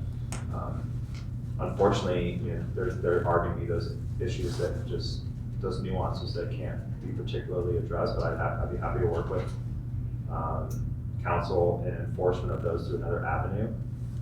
I think it would be great, and not just them, but CenturyLink. I mean, at Apache and 8th, there was an auto accident several years back that took out some of the CenturyLink equipment, and it's still just laying there. And I have tried multiple times to call them, and I just can't get anything done. And it's just so unsightly. And so I hate these people coming in and not taking care of these things. I would love to look into something we can do to get some things cleaned up like that. Okay. I think it's even a safety issue for kids going over there, looking into it, being inquisitive. Okay. Town could also do something like that too. I think if you see something, even if it belongs to a private entity or person, but it's creating a public health or safety issue, the town can address it directly. We can just go take it, throw it away, or take it and hold it for that until that person wants to collect it. But we don't have to just let it sit there. If you see a health or safety issue, we of course can address that immediately and directly through our current code. Okay. Okay. Thank you. Yes, ma'am. Okay, anything else on this? Before I open it up for public comment. Okay, since it is an ordinance, I'm going to open it up for public comment. No hands? Closed for public comment. Yeah, Chair will entertain a motion on this. Go ahead, Ben. I move to approve the first reading of ordinance 976, adoption of Zito franchise agreement. Animal? Second. We have a second. All in favor, signify by saying aye. Aye. Opposed? Okay. Let's go on down to pre-development agreement with Cervicos LLC for workforce housing development management. Thank you, Mr. Mayor. At the November 18th, 2021 council meeting, council approved staff to begin negotiations with Cervicos LLC, which is the developer that the town is now beginning to work with on our workforce housing project. They were selected through a competitive RFP process, and we had a committee that recommended to council to begin negotiations with them. So at this time, this is a pre-development agreement that specifies the terms and conditions under which we would be working with them to complete the project. So as you can imagine, there are financial obligations that are already being incurred from the pre-design or from the design meetings and all this pre-development work. And so this agreement lays out who's responsible for what and when, under what terms. It also specifies who owns the work product, the schedule, when the town can extricate itself from the project should we choose to. We had our town attorney, Clay Spookner, work on this along with our special legal counsel for this project. That's Kate Starrick at Kutak Rock. And so the pre-development agreement before you has gone through a few different iterations between the different parties, and we're all in agreement with what's being presented to you this evening. The attachments to the pre-development agreement are included as well, and with that, I will try to answer any questions that you have. Questions for Andrea? So did you negotiate at all, like not having to pay for these pre-development services? Or is that like No, we're paying, we're gonna be paying for it if we pull out. Right. So if there's, if the project moves forward, then it gets pushed into the whole financing package. And that's part of the pro forma and the financing agreement and stuff, so. But no, if we end up pulling out of the project, then we would be responsible for payment of those design fees, the market study, those kind of pre-development fees. Right, because their fees are high. I mean, when I looked through that. There is a cap on a lot of this, though. We did negotiate a cap. Okay. Well, that was smart. Yeah, we have been meeting pretty regularly. Councilmember DeGraff and Councilmember Pierce have been part of our little committee, and we've been having weekly design meetings, and they have been, implementing that feedback and bringing back new designs. So, I mean, there's a lot of people already working on this, from the architect and design firm to, now we've got other professionals that are involved in this. So we are starting to incur expenses to the project. Sherry, do you have any comments on this? No, I think everything's going well with Cervicos. They tend to listen to our feedback at the design meetings, and we're going to be moving on in the project to talking about now financing and rents, what those are going to look like. And they're going to be, once we get settled on the designs, they'll be able to start getting some estimates together for us, so we can talk about whether we can keep these in the ranges that we want to for rents. I think so far it's been a good process for us. Matt? Yeah, I'd agree. They've been really incredibly responsive to our thoughts and suggestions, even so much so, like in the meeting on the spot, they're redrafting and moving things around. Is this what you're thinking? Is that what you're thinking? But with that, all these changes certainly cost, and so it's getting to a point where I'm glad that we're putting this down and we're finalizing this. Any other questions or comments? Go ahead. I guess, is there any protection for the town if Cervicos was to pull out? Do you mind addressing where that was in the agreement? I'm trying to remember. I know. So there's a lot of different offerings here. as you know, it's very complicated. Our major concern, and what we were very particular about was making sure that if certain things, certain responsibilities weren't met on either side, where is that off ramp and who is just left holding, left holding the bag basically. And so we developed in the pre-development, then the follow-on that we're already into discussions with is the master development agreement. So this is not an all-inclusive agreement. This really has to do with before the shovel hits the dirt, making sure that neither party has too much exposure and then neither party is carrying all the liability. For example, we had to take out indemnification for the town. We did not, as a town, indemnify private entities, based on Tabor and Constitution, all that, and they did that, and they kind of gave us a more robust indemnification that we asked for as far as liability is concerned. For monetary exposure, what we did is we capped everything. So before this agreement is signed, our cap exposure is $10,000. So that's an off-ramp example. If for some reason this doesn't go through right now or in the near future, then our cap is $10,000 exposure, which is very low compared. I mean, that's not even the cost of their plane tickets to come here. But they are working with us there. Then we have another cap for total exposure. I'll have to find it in this again. There's a lot going on here. But there is another negotiated cap for our exposure. And then there are, of course, default clauses. So if Cervicos defaults, we are not responsible for, they can't just pull out and then say, hey, by the way, you owe us $2 million.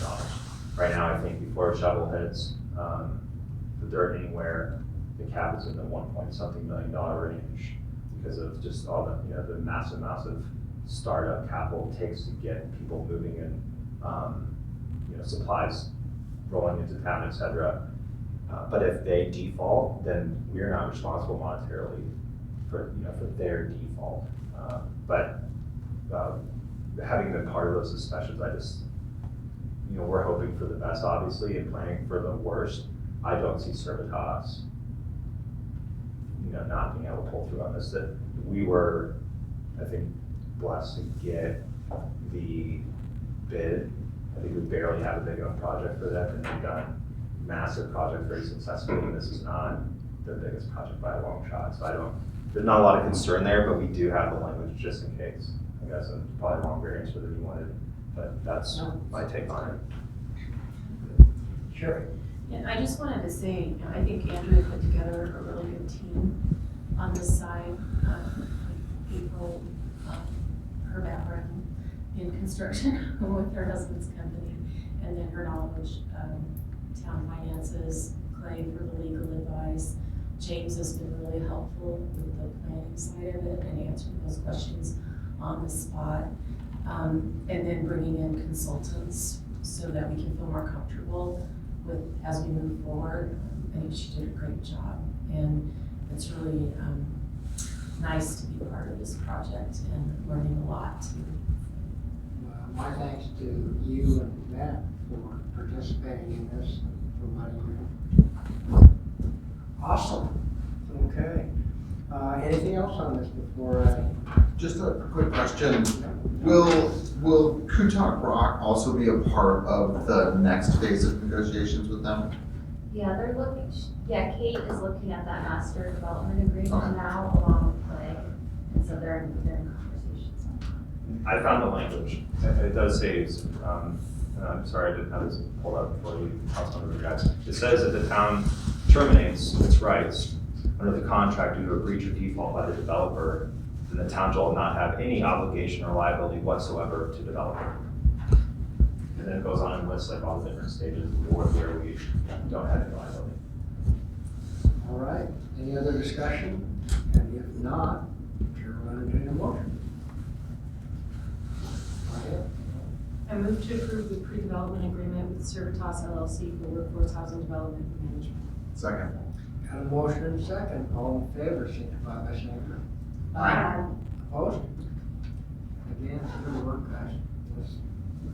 Another exciting thing to look forward to. Okay, we're down to public comment at the end of the meeting. Would anybody like to make public comment? Go ahead. Please do. I know. My name's Gunnar, yes. I guess I should thank Nicole and Sarah for asking questions about the financial side of these things. I think a lot of people sympathize with me, or they're just general distaste with current kind of government is the spending, right? Like, where is this money coming from? And I understand, like, everyone's, stuff's getting expensive. You guys are trying to improve the town. So I'm not going to get on you too much for that. But part of the reason I pressure you guys, right? And when I use these terms like authorities, I'm not talking about just this room, right? I'm talking about federal level, our board of county commissioners, all these people. But one thing I hope you guys can all ponder, maybe also the question I proposed to you earlier, but what is your authority? What is it based on? It's actually based on nothing. And if you would dive into moral philosophy, most philosophers already know this, right? I'm not saying you should, renounce your position or anything, but I think it's something to keep in mind, especially in terms of as it relates to this emergency orders, the pandemic and things. When you have all these people coming in here and speaking out their distaste, I just think it's good to people in your positions, should acknowledge that on a personal level and just carry it with a humbleness. Not that any of you guys don't, right? But if you're curious on hashing that out further, you might read a book like The Problem of Political Authority by Michael Huemer, or countless other books. Maybe there's a few other arguments I haven't heard, so, I'm not perfect. But if anyone has a response from me, I'd love to hear it. But it's just something to think about. I think that's interesting, is what is your authority based on? It's not the common misconception, is democracy. Well, gang rape is democracy. Does that make it right? Right? Yeah. So just something to think about. I know you guys probably are tired of me coming to these meetings and, saying whatever I'm going to say, but, it's kind of fun, right? Like, if nobody did it, it might get a little boring up there. So. Okay, any other public comment? Go ahead. Hi, this is more of a comment to Clay. Earlier when you were saying that, I forget what was mentioned, you were mentioning codes and regulations, law, and state constitution. It would be good to get kind of what context, like what specific statutes are you referring to? Where in the state constitution makes it relevant for town council to do something or pass something? It's very vague, and I think that would be helpful for everybody who comes to these meetings and joins via Zoom to kind of help understand where the authority comes from. Okay. Any other comments? Go ahead. Roger Sanchez. Not even anything in regards to this, but I just wanted to send some positive vibes. If you guys could send some positive vibes to James, I think there's something going on right now. So, Posey. Okay. Anything else from any public? Okay. Then we'll go on down to council comments and upcoming agenda items. I wanted to comment on this earlier, but I just didn't move quickly enough when we were talking about the signs, the signage. And when that first came before us, I said very offhandedly that this isn't that important to me.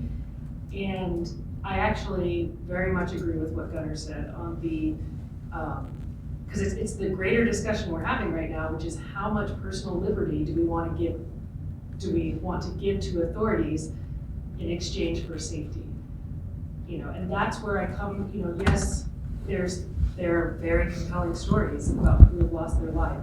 There's also the reality of, I've walked up to my door, I don't know how many millions of times in my life, and appreciated the way it looks, and I've never once had an emergency responder come to my house. So that's, we were constantly having to make those decisions of how much are we willing to give away to be safe. And I think sometimes when I look at things in our community that we support, it's like, I look at, like, any mill levy, it seems like the fire department ever puts forward passes, but it's hard to ever get any more funding for our schools. Like, it just seems like our, and it's such a dichotomy, because at the same time, like, so that to me seems like, okay, we're giving away personal liberties for public safety. And that seems to be, when it's coming from law enforcement, we tend to support it in this community as a whole. And to me, it seems like it's this counter argument that's happening at the same time from some of this same, like, it doesn't, there's a inconsistency to me about, now if it's coming from law enforcement, then they're okay with it. If it's coming from legislature, they're not. So that's what I wanted to, but I'm not going to, I'm okay with the compromise that came before us. I would have voted against it if it had been reflective. So, but I don't, that's where that came from, and I wanted to elaborate on why previously I said this is not that important to me. Thank you. Anybody else? Council comments, suggestions for upcoming agenda items, anything? Are we ready to go down? The next council meeting is February 17th. And so now I'll accept a motion to adjourn. Second. We got third, second. Anybody object? We're done. Okay, thank you so much. Thank you all for being here. Thank you.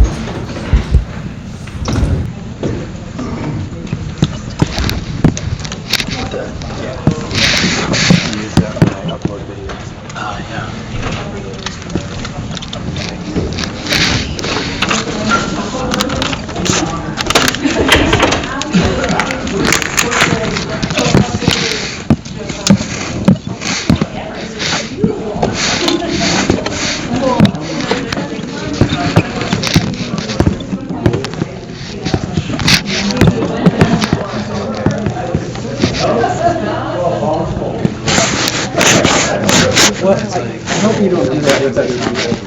Take a casual kind of conversation and announce it as a public conversation. Calm down, dude. Jesus. Well, it's better than attacking the community.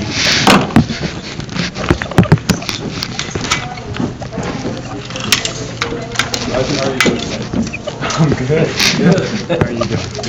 You guys know my name? Henry.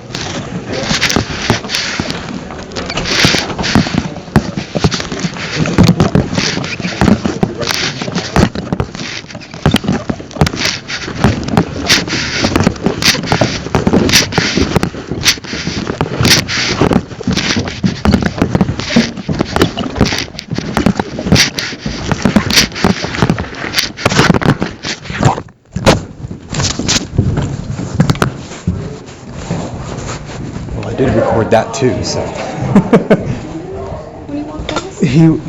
He was talking about me bringing up Posey, to send positive vibes.